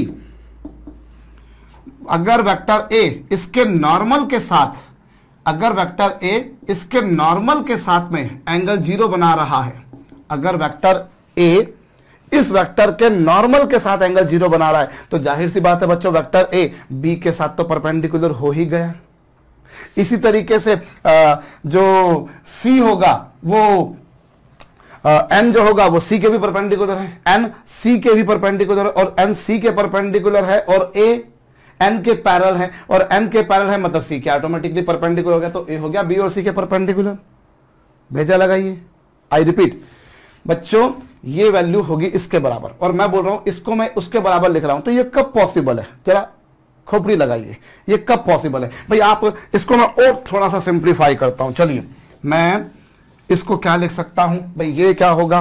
this is equal to B cross C modulus A cos theta, where theta is angle between vector A and vector B cross C, इसके बीच का angle होगा। अब आप इससे और अगली स्टेप में b क्रॉस सी को सिंप्लीफाई कीजिए, तो b क्रॉस सी क्या होगा? मॉडुलस b मॉडुलस सी साइन फाई, ये साइन फाई एन कैप। और एक्चुअली हम तो क्या अभी मैग्नीट्यूड में इंटरेस्ट रखते हैं, तो हालांकि ऐसा तो एन कैप भी आता है, पर हम केवल मैग्नीट्यूड में इंटरेस्ट रखते हैं। तो चलिए यहां पर क्या होगा? ये लीजिए, ये कुछ आया। अब आप देखिए, आपने इसको मॉडुलस ए मॉडुलस बी मॉडुलस सी लिखा, तो ये कब पॉसिबल है? ये तब पॉसिबल है बच्चों जब साइन फाई की वैल्यू हो 1 और कॉस थीटा की वैल्यू भी 1 हो।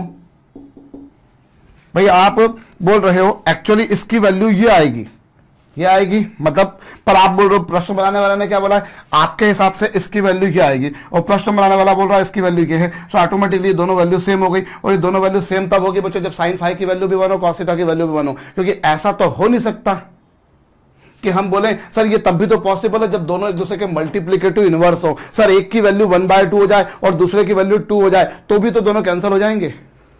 कभी आपके जहन में ये आ रहा हो भाई मैं बोल रहा हूं इस पूरे एक्सप्रेशन की वैल्यू ये होगी, ये आप जानते हो, और बी क्रॉस सी को मैं ये लिख सकता हूं वेयर फाई किसके बीच का एंगल है, यहां पर फाई किसके बीच का एंगल है, जरा भेजा लगाइए, phi is angle between vector B and vector C, इन दोनों के बीच का एंगल है। और आपके हिसाब से आंसर ये आया और प्रश्न बनाने वाले ने बोला कि इसकी वैल्यू ये है, तो जरा दिमाग लगाइए ये वैल्यू इसके बराबर कब होगी, ये वैल्यू इसके बराबर तब होगी जब साइन फाई भी 1 हो, कॉस थीटा भी 1 हो।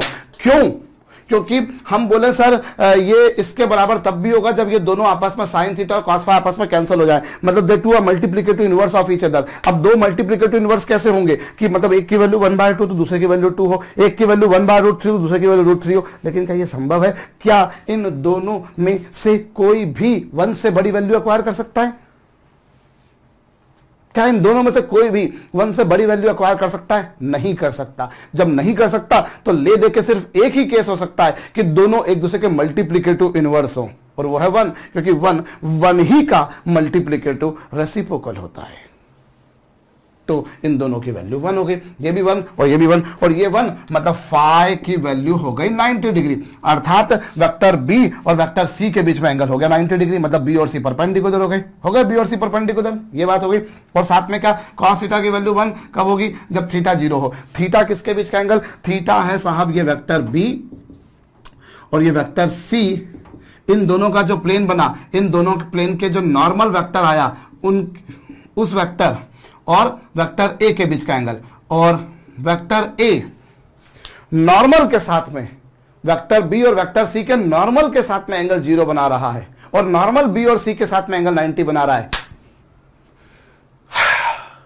फिर से सुनिएगा, वेक्टर ए वेक्टर बी और सी के नॉर्मल के साथ में एंगल 0 बना रहा है, और नॉर्मल बी और सी के साथ में एंगल 90 बना रहा है, मतलब vector A automatically vector B और वेक्टर सी के साथ में कितना एंगल बना रहा है? 90। तो वेक्टर ए ने बी और सी के साथ में 90 बनाया, बी और सी ने भी आपस में एक दूसरे के साथ 90 बनाया, मतलब ले दे के क्या हो गया, हर वेक्टर बाकी के दो वेक्टर के perpendicular. So this product can be written like this only when the three are mutually perpendicular.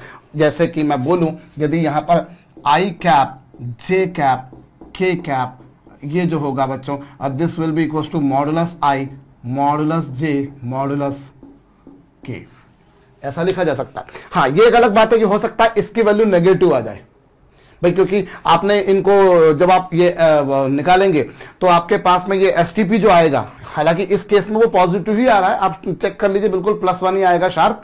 लेकिन भाई यहां जो ये आप जब एसटीपी सॉल्व करते हैं तो हो सकता है एसटीपी की वैल्यू नेगेटिव आ जाए, एसटीपी की वैल्यू नेगेटिव आ सकती है ना भाई। आप उसका मॉडुलस ले लोगे तो वो प्लस हो जाएगा, मॉडुलस लेने के बाद ही आपको वॉल्यूम मिलेगा, वॉल्यूम पहले से नहीं मिलेगा, वॉल्यूम कब मिलेगा आपको? मॉडुलस लेने के बाद। इतनी तो अकल आपको आ चुकी है।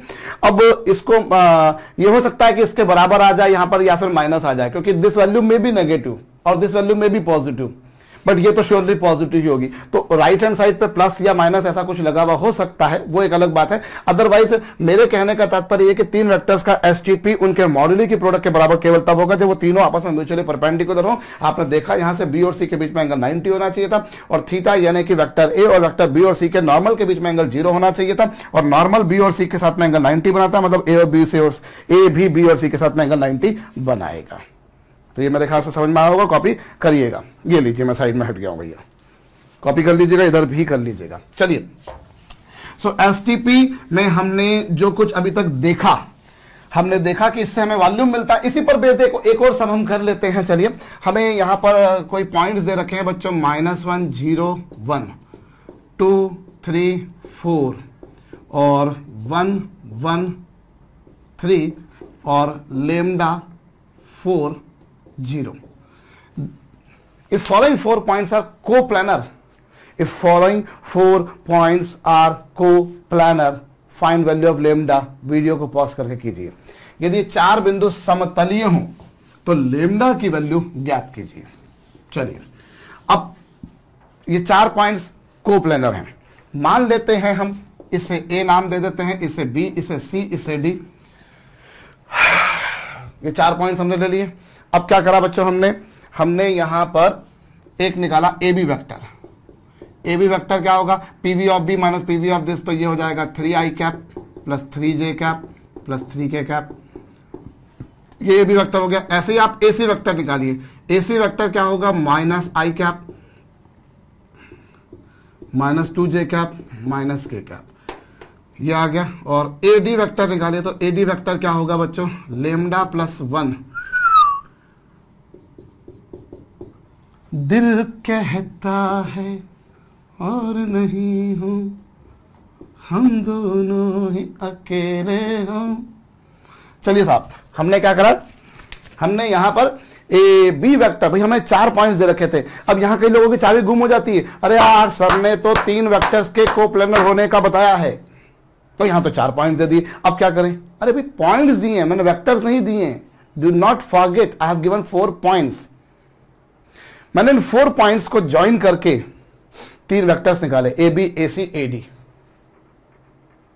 मैंने सही निकाले हैं, यानी चेक कर लीजिएगा भैया, सही है पहला वेक्टर। दूसरे वेक्टर के बारे में बात की जाए तो एसी वेक्टर क्या होगा, एसी नहीं भैया, मैंने तो बीसी निकाला है। इसमें से इसको माइनस करा, इसमें से इसको माइनस करा, इसमें से इसको माइनस करा, सो this is not AC, actually this is BC. ठीक बात है साहब। और एडी निकाला तो क्या हो गया, लेमडा प्लस 1, 4 माइनस 0, और क्या बचा 0 माइनस 1। तो ये आ चुका आपके पास। अब ये क्या करेंगे भैया, 4 पॉइंट्स दे रखे हैं, तो इन 4 पॉइंट्स में से 2-2 पॉइंट्स को ज्वाइन करके मैंने 3 वेक्टर्स बना दिए। अब 4 पॉइंट्स अगर को प्लानर हैं तो उनसे जो 3 वेक्टर्स बनेंगे वो भी को प्लानर बनेंगे। भाई 4 points A B C D एक प्लेन में है, ये रहा ए, ये रहा बी, ये रहा सी और ये रहा डी। एक वेक्टर बना ए बी वेक्टर, एक बना बी सी वेक्टर, और एक लिया आपने ए डी वेक्टर। अब अगर ये चारों पॉइंट्स कोप्लानर तो लाजमी बच्चों इनसे जो 3 वेक्टर्स बनेंगे वो भी कोप्लानर बनेंगे। और अगर कोप्लानर बनते हैं तो आपको पता है बच्चों उनका एसटीपी जो होता है वो कितना होता है, 0। इफ 3 वेक्टर्स आर कोप्लानर तो उनका एसटीपी 0 होता है। तो यहां से आप सिंप्लीफाई कर लेंगे, कोई बहुत कॉम्प्लेक्स बात मैंने नहीं करी है। तो ये कोप्लानर के ऊपर ही एक प्रॉब्लम थी, कॉपी कर लीजिएगा। अगली प्रॉब्लम पर मैं आ रहा हूं बच्चों, पर पहले ये जरूर कॉपी कर लीजिए। चलिए, आप अगला सम लिखिएगा, prove that A vector minus B vector, B vector minus C vector and C vector minus A vector are always coplanar.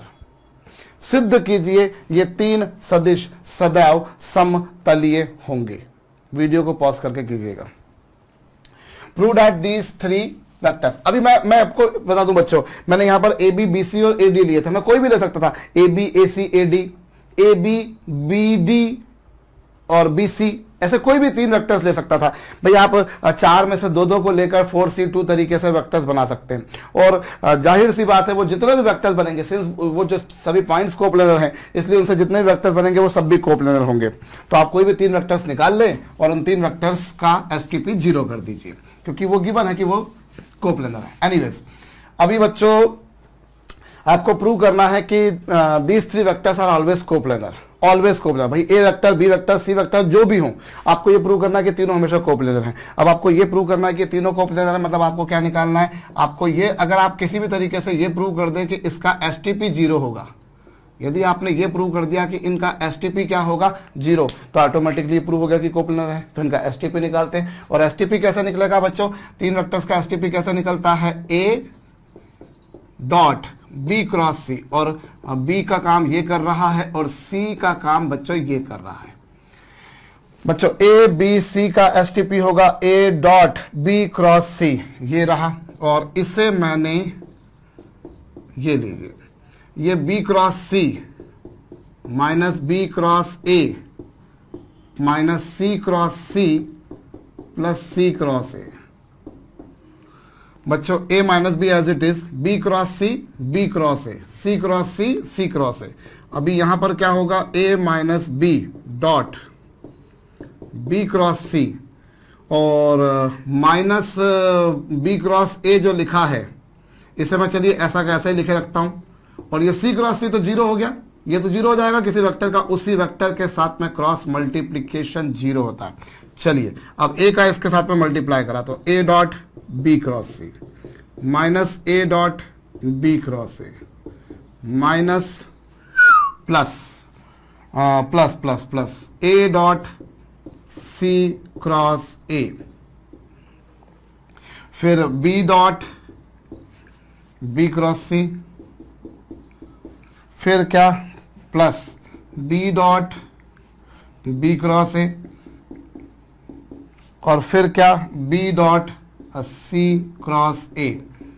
ये रहा भाई, आपको ये प्रूव करना है कि तीन वेक्टर्स कोप्लेनर हैं। ये तीन वेक्टर्स कोप्लेनर हैं मतलब क्या हुआ, मतलब आपको ये प्रूव करना है कि इन तीन का एसटीपी जीरो है, तो तीनों का एसटीपी निकाला। और तीन वेक्टर्स का एसटीपी कैसे निकलता है बच्चों, a b c का एसटीपी कैसे निकलता है, a dot b cross c। तो ये आया b cross c, b cross a, c cross c, c cross a। अब c क्रॉस c तो जीरो हो गया, बाकी मैंने वैसा का वैसा कॉपी पेस्ट कर दिया है, a dot b cross c, a dot b cross a, a dot c cross a, फिर b dot b cross c, b dot b cross a और b dot c cross a। अब जरा देखिए a dot b cross c को तो मैं लिख सकता हूं a b c, ये लिख दिया मैंने शॉर्ट में ऐसा, और ये जो है बच्चों ये जीरो है, क्यों, क्योंकि एसटीपी में अगर कोई दो वेक्टर्स एक जैसे होते हैं वैल्यू जीरो होती है।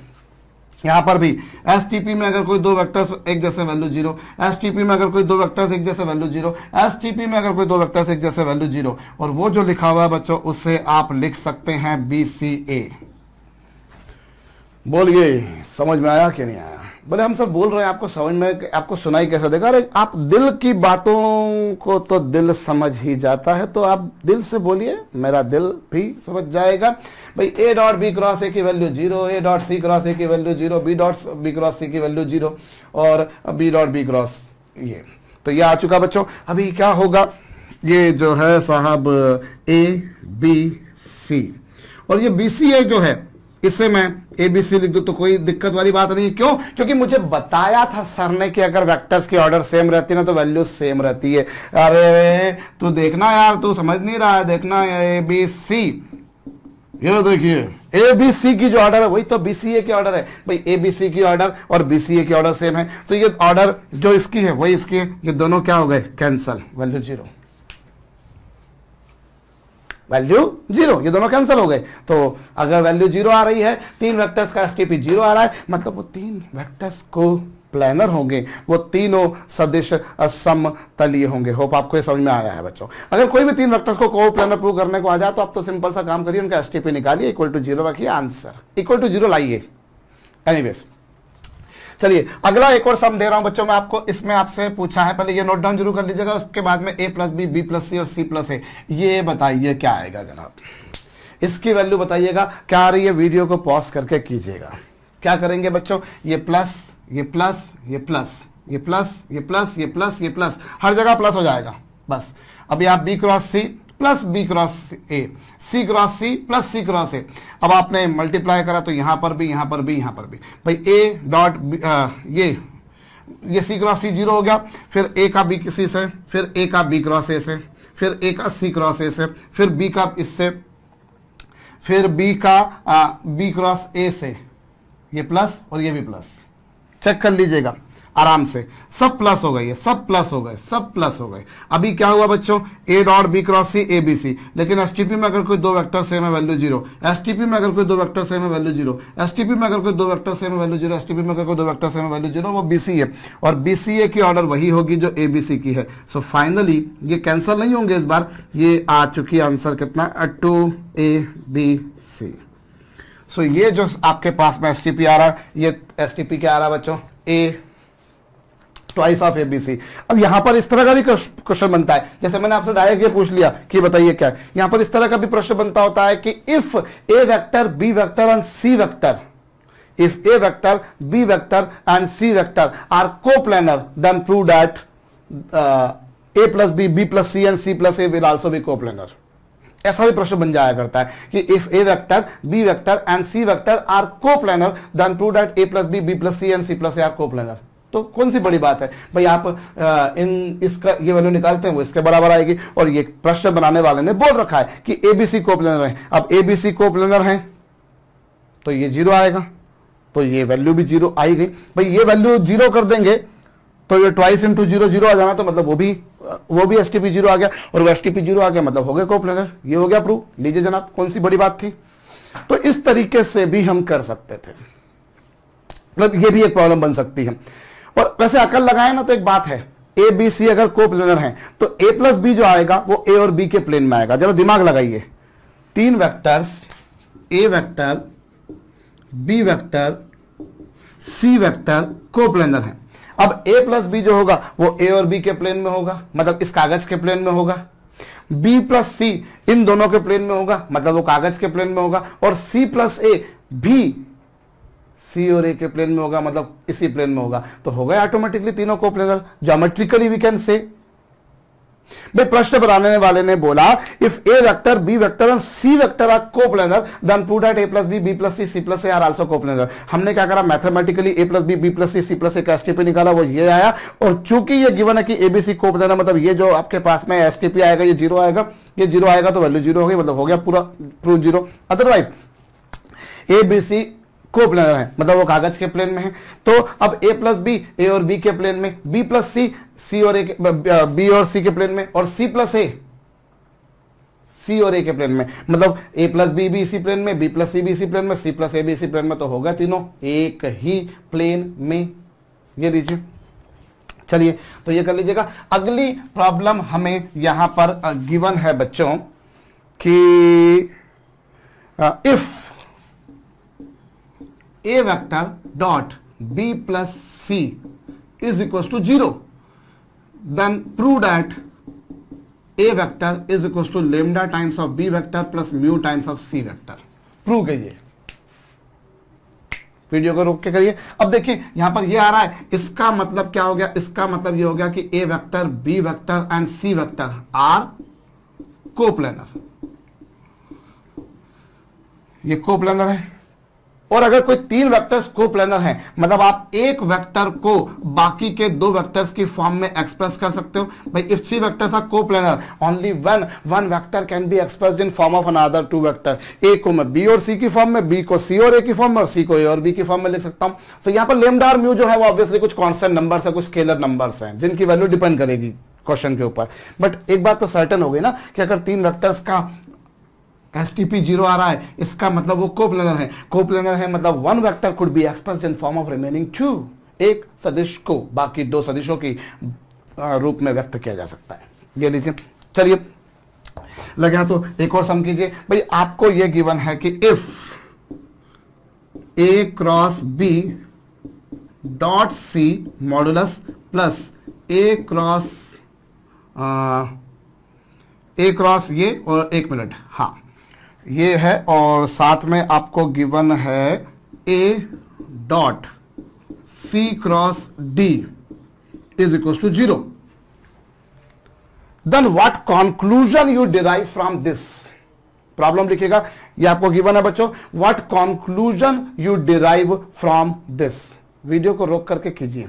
देखिए अब आपके पास में ये और ये का सम 0 है, और ये देखिए ये एसटीपी है। हो सकता है उस एसटीपी की वैल्यू नेगेटिव आए, हो सकता है उस एसटीपी की वैल्यू नेगेटिव आए, लेकिन मॉडुलस ले लिया तो तय बात है कि जो भी वैल्यू आएगी वो पॉजिटिव आएगी। But this STP could be negative, but since we people have taken its modulus, we are going to talk about its absolute value, so that has to be necessarily positive. Likewise, this STP could also obtain negative value, but since we are taking its modulus, we are talking about this absolute value, so that would be a positive number.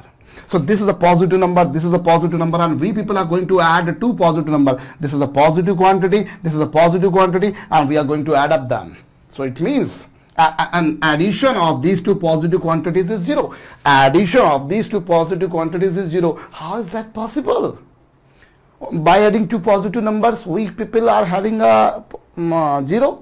But if you are adding 5 sorry, if you are adding 5 with minus 5, then it is 0. If you are adding 10 minus 10, then it is 0. If you are adding 15 minus 15, then it is 0. But how is that possible that you are going to add two positive quantities and sum obtained is 0? It is possible only in one condition, when both of them are 0. Because when you add two zeros, you will get a 0. Otherwise, if any of them is non-zero, if any of them is non-zero, the sum can never be 0. If any of them is non-zero, if any of them is non-zero, then their sum can never be 0. अगर मान लीजिए ये 10 है और ये 0 है, तो क्या सम 0 आएगा? नहीं आएगा। ये 5 और ये 0 है, तो क्या सम 0 आएगा? नहीं आएगा। ये कब 0 आएगा? जब दोनों 0। बड़ी छोटी सी बात है, हम लोगों ने मैथमेटिक्स में पहले भी देखी है। सो दोनों की वैल्यू 0 होना चाहिए। मतलब मैं कह सकता हूं कि a cross b dot c का मॉडुलस 0, और ये मॉडुलस 0 मतलब तीनों का जो STP होगा, इन तीनों का जो STP होगा वो 0। भाई कैसे ये 0 कब होगा? जब ये STP 0, क्योंकि अगर ये STP 0 है तो 0 का मॉडुलस भी 0 होगा, तो ये 0 होगा। और ये 0 मतलब A B C R को प्लानर, ये तीनों को प्लानर हो गए। इसी तरीके से यहां पर क्या A dot C cross D का मॉड 0, इनका मॉड 0, इसका मतलब यह है कि इन तीनों का STP 0। और तीन वेक्टर्स का STP 0 कब होता है बच्चों? अब तीन वेक्टर्स का STP 0 तब होता है जब वो तीनों कोप्लानर हो। A C D क्या हो बच्चों? कोप्लानर। जब वो तीनों क्या हो? कोप्लानर। अब यहां से क्या आया? देखिए ये भाई, ये आपको क्या मिला? ये भी पॉजिटिव था, ये भी पॉजिटिव था, तो पॉजिटिव नंबर का सम 0, ये संभव नहीं है। ये केवल तब संभव है जब उन दोनों की वैल्यू 0, क्योंकि दोनों में से अगर कोई भी एक नॉन 0 रहा तो संभव नहीं हो पाएगा। So this has to be 0, this has to be 0, दोनों 0 होंगे। ये 0 करिए, वो भी 0 कीजिए, और ये जब 0 मतलब STP 0, STP 0, तो STP 0 मतलब ये तीनों कोप्लानर, ABC कोप्लानर होंगे और ACD भी कोप्लानर होंगे। और ABC कोप्लानर है, ACD कोप्लानर है, मतलब A और C के प्लेन में B है और A और C के प्लेन में ही D भी है। भाई यहां मैं बोल रहा हूं ABC कोप्लानर है, मतलब A और C के प्लेन में कौन है? B। ऐसे A और C के प्लेन में कौन है? D। तो ऑटोमेटिकली क्या हो गया? ये एक वेक्टर A, ये वेक्टर C, इन दोनों के प्लेन में है B और इन्हीं दोनों के प्लेन में है D। इसका मतलब ये हो गया कि A vector, B vector, C vector and D vector are coplanar. A vector, B vector, C vector and D vector are coplanar. ये चारों सदिश समतलीय होंगे। हमसे पूछा था what conclusion you are deriving from this expression. So what conclusion I am going to derive that these four vectors are coplanar। भाई ये तीनों कोप्लानर, ये तीनों कोप्लानर, A और C के प्लेन में B है और A और C के प्लेन में ही D है, मतलब A B C D चारों एक ही प्लेन में होंगे। चलिए ये कर लीजिएगा बच्चों। अगली बात मैं यहां पर अगली प्रॉब्लम आपको दे रहा हूं। प्रॉब्लम आपको दे रखी है कुछ इस प्रकार से कि ये है आपके पास में A प्लस B, ये आपके पास में है B प्लस C और ये आपके पास में है A plus B plus C। जरा वीडियो को पॉज करके फटाफट इसकी वैल्यू निकालिए, करिए। चलिए तो क्या होगा बच्चों? यहां पर इसे मैं लिख सकता हूं A plus B dot B plus C cross A plus B plus C। ये आ गया बच्चों। ए बी सी का मतलब क्या होता है? ए डॉट बी क्रॉस सी। चलिए बाहर जो लिखा था वो ज्यों का त्यों रखा, उसमें मैंने कोई छेड़खानी नहीं करी। और यहाँ बी का ए से मल्टीप्लाई, फिर बी का बी से मल्टीप्लाई 0 होगा, फिर बी का सी से मल्टीप्लाई, भाई बी का ए से, बी का बी से 0, बी का सी से मल्टीप्लाई, फिर सी का ए से और सी का बी से और सी का सी से, तो 0 हो गया, तो वो तो गया खेल खत्म उसका। और फिर ए का ए से मल्टीप्लाई, जब ए का ए से मल्टीप्लाई करोगे तो ये 0 हो जाएगा। क्यों? क्योंकि तीन में से अगर कोई दो वेक्टर सेम वैल्यू 0। और फिर ए का इससे मल्टीप्लाई करेंगे तो ये आएगा ए बी सी, फिर ए का इससे मल्टीप्लाई करेंगे तो 0 और फिर यहां पर मल्टीप्लाई करेंगे तो ए सी बी।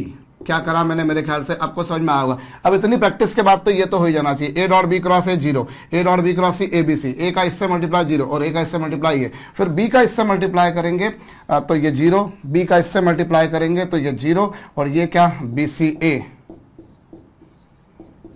और बी का इससे मल्टीप्लाई 0, ये आएगा बच्चों। अब ये तो हो गया ए बी सी और ए बी सी को मैं इसको मैं लिख सकता हूं बच्चों माइनस ए बी सी। आराम से आप चेक कर लीजिए, आपने इन दोनों को इंटरचेंज करा, ये आया, और आप आराम से देखिए, क्यों? क्योंकि ए बी सी, ये देखिए आपने इन दोनों ए बी सी का ऑर्डर और ए सी बी का ऑर्डर उल्टा है बिल्कुल, तो ये नेगेटिव हो गया। और इस बी सी ए को मैं वापस से क्या लिख सकता हूं बच्चों, ए B C. B C A का ऑर्डर वही होगा। सो ये दोनों आपस में क्या होगा, कैंसल, और फाइनली आंसर क्या आ गया, A B C. Finally answer ये आ चुका। सो ये क्या आ गया आपके पास में, ए। बस इसको यही आपको सिंप्लीफाई करने को कहा था। अगली प्रॉब्लम और दे रहा हूं, हम अगली प्रॉब्लम और करें बच्चों। हमें यहां पर कहा है क्या चीज बच्चों, ए बी प्लस सी और हाँ ए प्लस बी प्लस सी। जरा इसकी वैल्यू निकालिए, करिएगा। तो क्या करें हम बच्चों, यहां पर हम इसको ऐसा लिख दें, हम इसको ऐसा लिख देते हैं, A plus B plus C और dot A cross B plus C. बात एक ही है भाई, आप चाहें तो आपको अभी क्या बता रहा हूं, थोड़ी देर पहले मैंने ए बी सी को आप A dot B cross C लिख दें, या B dot C cross A लिख दें, या C dot A cross B लिख दें, सबकी बात वही है, क्योंकि जो ऑर्डर इसकी वही इसकी वही इसकी, so that doesn't matter at all. So मैंने एक्चुअली क्या, ये चूंकि बड़ा था इसलिए इसको मैंने बाहर लिख दिया और इन दोनों को क्रॉस मल्टीप्लाई कर दिया। भाई ए बी सी को लिख दिया C dot A cross B, वही होगा। और ये एक मिनट, क्या करा मैंने यहां पर, ये डॉट, हाँ ये क्रॉस बी प्लस सी, वो प्लस था बीच में, मैंने क्रॉस लगा दिया था, ये लीजिए मैंने क्या करा, हाँ ए डॉट बी क्रॉस सी, ये आ चुका। और ये क्या होगा बच्चों, ए प्लस बी प्लस सी, तो जैसा था वैसा का वैसा लिखा, और डॉट, और ये क्या होगा, ए cross B plus A cross C. अब मल्टीप्लाई कीजिए, जब ए का इससे मल्टीप्लाई करूंगा तो जीरो, और ए का इससे मल्टीप्लाई करूंगा तो भी जीरो, बी का इससे मल्टीप्लाई करूंगा तो जीरो, और बी का इससे मल्टीप्लाई करूंगा तो बी ए सी, ये आएगा। फिर सी का इससे मल्टीप्लाई करूंगा तो ये आएगा सी ए बी, और सी का इससे मल्टीप्लाई करूंगा तो जीरो, क्योंकि एसटीपी में अगर कोई दो वेक्टर सेम होते वैल्यू जीरो होती है। और बी ए सी को मैं लिख सकता हूं minus A B C. B A C को क्या लिख सकता हूं बच्चों, मैं माइनस ए बी सी लिख सकता हूं। और ये सी ए बी को मैं क्या लिख सकता हूं, सी ए बी को तो मैं लिख सकता हूं ए बी सी। क्यों लिख सकता हूं, क्योंकि अगर यहां पर इन दो को एक्सचेंज कर दिया, वैल्यू नेगेटिव हो गई, और यहां पर क्या करा, इन दो को एक्सचेंज करा, फिर इन दो को एक्सचेंज करा, ये वापस से हो जाएगा, और ये कैंसिल होकर फाइनली जीरो। तो समझ में आ चुका होगा मेरे ख्याल से ये। चलिए अगला एक और सम कर लीजिए, थोड़ा ऐसा ही प्रैक्टिस कर रहे हैं भैया हम तो। ए बी प्लस सी और ये ए प्लस 2b प्लस 3c। जरा वीडियो को रोक करके कीजिएगा। देखिए अभी क्या होगा, यहां पर भी वही काम करता हूं, चूंकि ये बड़ा है इसलिए इसको मैं बाहर रख देता हूं। तो ये हो जाएगा a plus 2b plus 3c, a plus 2b plus 3c dot a cross b plus c। वही काम करा जो मैंने थोड़ी देर पहले किया था, डिट्टो वही काम। क्योंकि ये बड़ा है इसलिए इसको बाहर रख दिया। भाई ए बी सी को मैं लिख सकता हूं c dot a cross b, वही लिखा। और ये क्या होगा बच्चों, ये हो जाएगा a plus 2b plus 3c dot और a cross b plus a cross c। अब आप a का इससे मल्टीप्लाई करेंगे तो जीरो और इससे भी जीरो, और b का इससे मल्टीप्लाई करेंगे तो जीरो, और इधर क्या आ जाएगा बच्चों 2bac। फिर c का इससे मल्टीप्लाई करेंगे तो 3c ये, और बाकी c का इससे करेंगे तो जीरो। अभी क्या होगा बच्चों, इससे मैं लिख सकता हूं minus 2 times of a b c, और इसे क्या लिख सकता हूं 3 times of c a b, और ये minus 2 times of a b c, well and good. और ये क्या 3 times of C A B की ऑर्डर वही होगी जो ए बी सी की होगी। तो ये कैंसिल हो जाने के बाद में फाइनली आपको मिल जाएगा ए बी सी। क्या हुआ मेरे ख्याल से ये समझ में आया होगा, कॉपी कीजिएगा। चलिए हम ने किस तरीके से एसटीपी यहां पर फाइंड आउट करे, मेरे ख्याल से आपको समझ में आया है। अब एक और सम आप कीजिएगा, क्या करेंगे, हां, if A vector is equal to A1 L vector plus A2 M vector plus A3 N vector, ऐसे ही B वेक्टर बराबर दे रखा है आपको B1 L vector, B2 M vector, B3 N vector. भैया सवाल लंबा लिखने में समय लगेगा।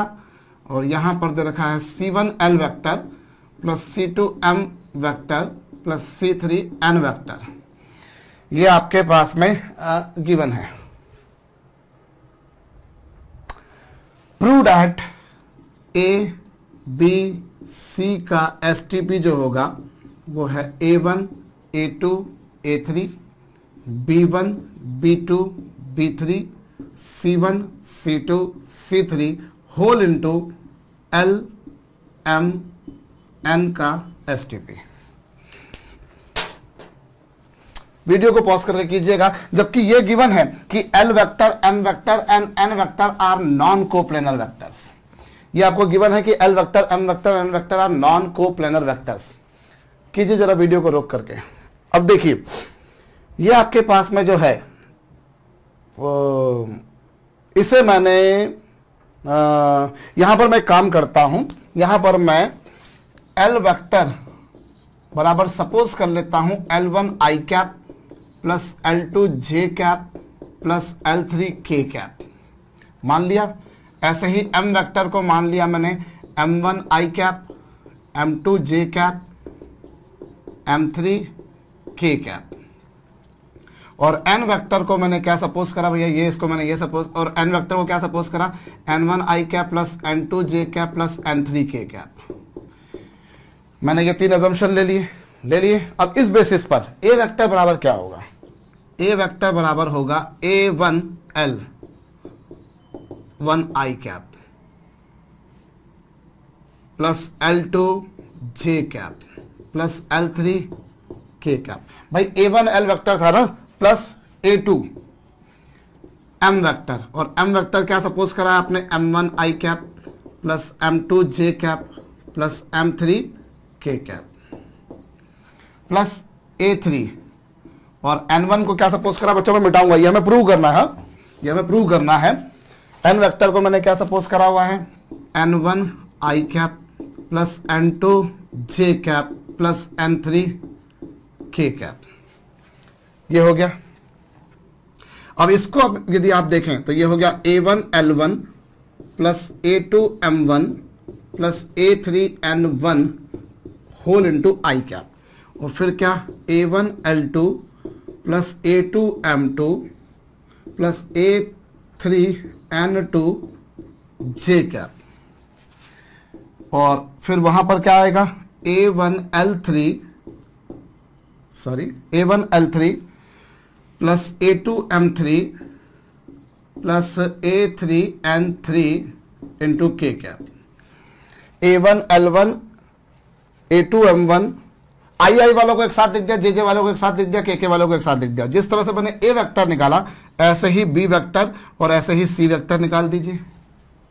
As you have found the values of A vector B vector, A vector value निकाली तुमने, इसी तरह से आप बी वेक्टर और सी वेक्टर की वैल्यू निकाल लो, निकाल दी। अब आपको जो प्रूव करना है, आप उस प्रूव करने वाले एक्सप्रेशन का एलएचएस लीजिए, और एलएचएस क्या है, एलएचएस है ए वेक्टर बी वेक्टर और सी वेक्टर का एसटीपी।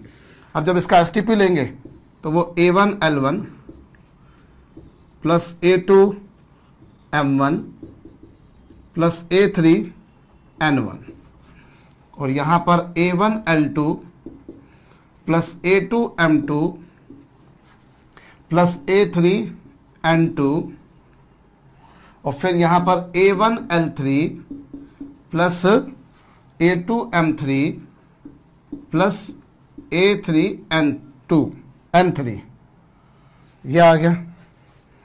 ऐसे ही जब आपने बी वेक्टर लिया बच्चों, बी वेक्टर जब आप लेंगे तो बी वेक्टर आप लीजिए भाई आपने जैसे अभी ए वेक्टर की वैल्यू निकाली, भैया आपने अपने मर्जी से सपोज करा, प्रश्न बनाने वाले ने आपसे वो दे रखा है, लेकिन ये आपने अपने मर्जी से सपोज करा और ये तीनों वैल्यूज जो थी, इन तीनों वैल्यूज को आपने यहां रखा तो आपके पास में ए वेक्टर आया। ऐसे ही जब इन तीन वैल्यूज को आप यहां रखोगे तो बी वेक्टर आएगा, ऐसे ही जब इन तीन वैल्यूज को यहां रखोगे तो तीसरा वेक्टर सी वेक्टर आ जाएगा। अब वो आप निकालिए तो वो होगा b1l1 plus b2m1 plus b3n1 ये आएगा, और यहां पर आएगा b1l2 plus b2m2 plus b3n2, और फिर यहां पर क्या होगा b1l3 plus b2lm2 plus b3n3। आराम से इत्मीनान से चेक कर लीजिए, यही आएगा। और ऐसे ही जब वहां रखेंगे तो ये होगा c1l1 plus c2m1 plus c3n1, फिर यहां पर c1l2 plus c2m2 plus c3n2, और यहां पर क्या c1l3 प्लस c2m2 प्लस क्या हाँ एक मिनट, यहां m2 नहीं आएगा भैया, यहां m3 आएगा। ये मैंने गलती करी थी, यहां क्या हुआ था ये, हाँ a2m3 ही आएगा, बिल्कुल ठीक बात है। और यहां पर ये क्या आएगा m3, और ये क्या c3n3 ये आ गया। आराम से चेक कर लीजिए भाई, आपको जो प्रूव करना था उसके लिए आपने ये सपोज करा, ए वेक्टर की वैल्यू निकाली, ऐसे ही बी वेक्टर की, ऐसे सी वेक्टर की, फिर एबीसी का एसटीपी, तीन वेक्टर्स का एसटीपी कैसा निकलता है उसको डिटरमिनेंट बनाकर बना दिया। और ये जो आपके पास में आया है जरा गौर कीजिए, इसे मैं a1 a2 a3 b1 b2 b3 c1 c2 c3 into L1 M1 N1 L2 M2 N2 L3 M3 N3 लिख सकता हूं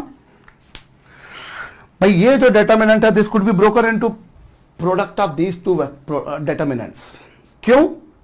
हम दो डिटरमिनेंट्स का मल्टीप्लिकेशन जानते हैं। We people have seen the multiplication of matrices and determinants. Matrices में क्या करते हैं, आप इधर रो चलाते हैं, इधर कॉलम चलाते हैं, इधर रो चलाते हैं, इधर कॉलम चलाते हैं, इधर रो चलाते हैं, इधर कॉलम चलाते हैं। डिटरमिनेंट में ऐसा कोई लफड़ा है नहीं। डिटरमिनेंट में क्या होता है, आप रो चला लीजिए, रो कॉलम चला लीजिए, कॉलम रो चला लीजिए, एक ही बात है। तो आप देखिए भाई a1l1 plus a2m1 plus a3n1 ये बन गया। ऐसे ही a1l2 a2m2 a3n2 ये बन गया। ऐसे ही a1l3 a2m3 a3n3 ये बन गया। अब चलिए भाई आप इसकी रो को इससे मल्टीप्लाई कर दीजिए, ये मिल रहा है। इसकी रो को आप इससे मल्टीप्लाई कर दीजिए, ये मिल रहा है। इसकी रो को आप इससे मल्टीप्लाई कर दीजिए, ये मिल रहा है। ऐसे ही आप इसको इससे मल्टीप्लाई कीजिए, ये मिला। इसको इससे मल्टीप्लाई करा, ये मिला। इसको इससे मल्टीप्लाई कीजिए, ये मिला। ऐसे ही तीसरे में भी हो जाएगा। तो कैसे हमने इस डिटरमिनेंट को इन दो की फॉर्म में ब्रेक करा, समझ में आया होगा। और आप देखिए ये क्या है, ये है आपके पास में a1 a2 a3 b1 b2 b3 c1 c2 c3 और यहां पर ये जो आपको दिखाई दे रहा है डिटरमिनेंट, ये क्या है बच्चों, ये है l m n, इन तीनों का एसटीपी। भाई जब आप इन तीनों का एसटीपी निकालेंगे तो यही आएगा। जरा देखिए इन तीन वेक्टर्स का एसटीपी निकाल के देखिए, इन तीन वेक्टर्स का एसटीपी निकालेंगे L1 L2 L3 M1 M2 M3 N1 N2 M3 का डिटरमिनेंट ये वही है। यही तो प्रूव करना था, यही तो मुझको प्रूव करना था। तो क्या करा मैंने, मेरे ख्याल से आपको ये समझ में आया होगा। कॉपी कीजिएगा। अब जो है साहब ये कॉपी कर लीजिएगा और इसके बाद में एक काम कीजिए, हमें एक प्रॉब्लम दे रखी है। प्रॉब्लम हमें बोली है भैया prove that L M N into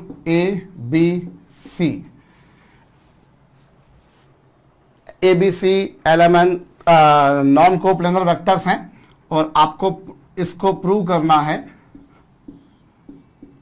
L dot ए, हमें क्या प्रूव करना है बच्चों, L dot A, L dot B और L डॉट सी, फिर M डॉट ए, चलिए हाँ ठीक है, M डॉट बी और M डॉट सी फिर n dot A, n dot B और n डॉट सी। जरा फटाफट सटासट खटाखट ये प्रूव कीजिए, वीडियो को रोक करके कीजिएगा। क्या करेंगे हम यहां पर, हमें ये जो है इन दोनों एसटीपी का प्रोडक्ट हमें ये प्रूव करना है। करें, चलिए हम एक काम करते हैं। हम कैसे करें, हम यहां पर सपोज कर लेते हैं, हम सपोज कर लेते हैं ए वेक्टर बराबर, हमने सपोज करा A1 आई कैप। चलिए मैं इसको मिटा ही देता हूं क्योंकि मुझे सारी मेहनत करनी ही पड़ेगी, तो it's better to do this. चलिए मैंने ये सपोज करा और मैंने साथ में क्या सपोज करा बच्चों, ए वेक्टर बराबर क्या सपोज कर लिया, A1 आई कैप प्लस A2 जे कैप प्लस A3 के कैप कर लिया। ऐसे ही बी वेक्टर बराबर क्या होगा, अब B1 आई कैप प्लस B2 जे कैप प्लस B3 के कैप।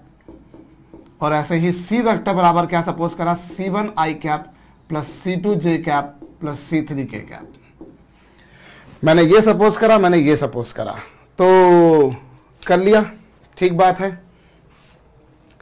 अब क्या होगा, मैंने ये तो कुछ कुछ सपोज कर लिया। अब मेरे पास में जो है इन तीनों का एसटीपी, भाई यदि मैं एलएचएस लूं, एलएचएस क्या, LMN और ABC, इन मैंने एलएचएस उठाई। जरा देखिए अब एलएचएस क्या होगी, एलएचएस होगी बच्चों LMN का एसटीपी मतलब L1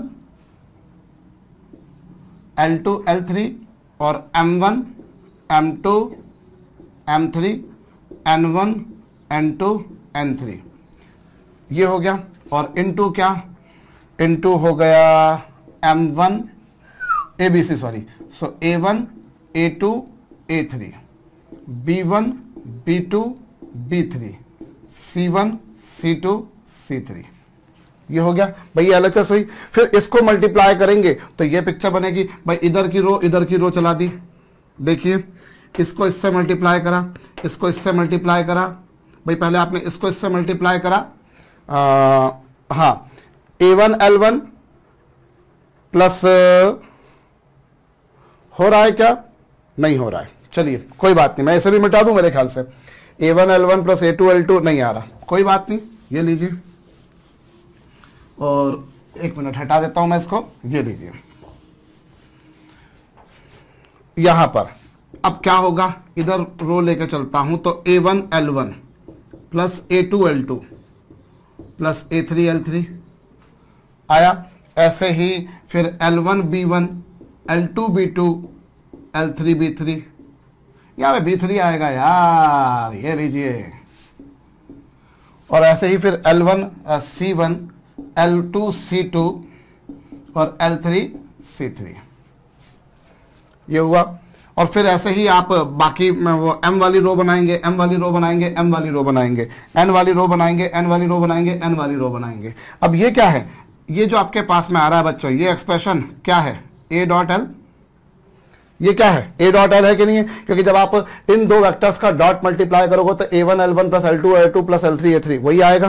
और फिर ये जो आपके पास में आ रहा है ये क्या है, L डॉट B है, और ये जो आपके पास में आ रहा है ये L डॉट C है।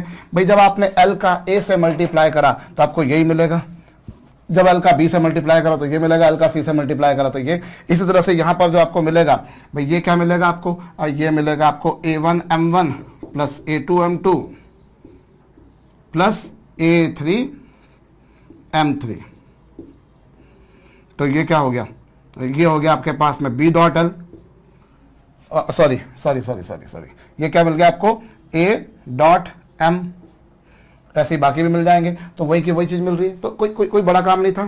तो एसटीपी को हम लोग डिटरमिनेंट से भी कर पाते हैं, और हम पहले क्रॉस मल्टीप्लाई करके फिर डॉट मल्टीप्लाई कर ले तब भी बात वही है। और ये एक पैरेललोपाइड का वॉल्यूम देता है। ये हमने देखा कि अगर कुछ वेक्टर्स, तीन वेक्टर्स कोप्लेनर हैं तो उनका एसटीपी 0 होगा। क्यों होगा ये भी समझ में आया। एक छोटी सी बात आपको और बता देता हूं मैं, चलिए यहां पर ये कॉपी कर लीजिएगा। पहले तो अगर मेरे पास में कोई टेट्राहेड्रॉन है, ये लीजिए टेट्राहेड्रॉन ABC, ये लीजिए, और ये रहा उसका चौथा वर्टेक्स, ये ज्वाइन कर दिया आपने, ये ज्वाइन कर दिया आपने। ये सपोज कीजिए वेक्टर ए वेक्टर है, ये सपोज कीजिए वेक्टर बी है, और ये मान लेते हैं वेक्टर सी है। सो ये जो पैरेलल पाइप्ड तो हम देख चुके थे, लेकिन if it is a tetrahedron, अगर वो कोई टेट्राहेड्रॉन है तो टेट्राहेड्रॉन का जो वॉल्यूम मिलेगा बच्चों वो मिलेगा 1/6 टाइम्स ऑफ ABC। अगर ऐसा कोई टेट्राहेड्रॉन जिसकी को टर्मिनस एजेस रिप्रेजेंट की जाती है vector A, vector B, vector C से, तो वो आप उसका STP निकालिए, उसे 6 से डिवाइड कर दीजिए, आपको टेट्राहेड्रॉन का वॉल्यूम मिल जाएगा।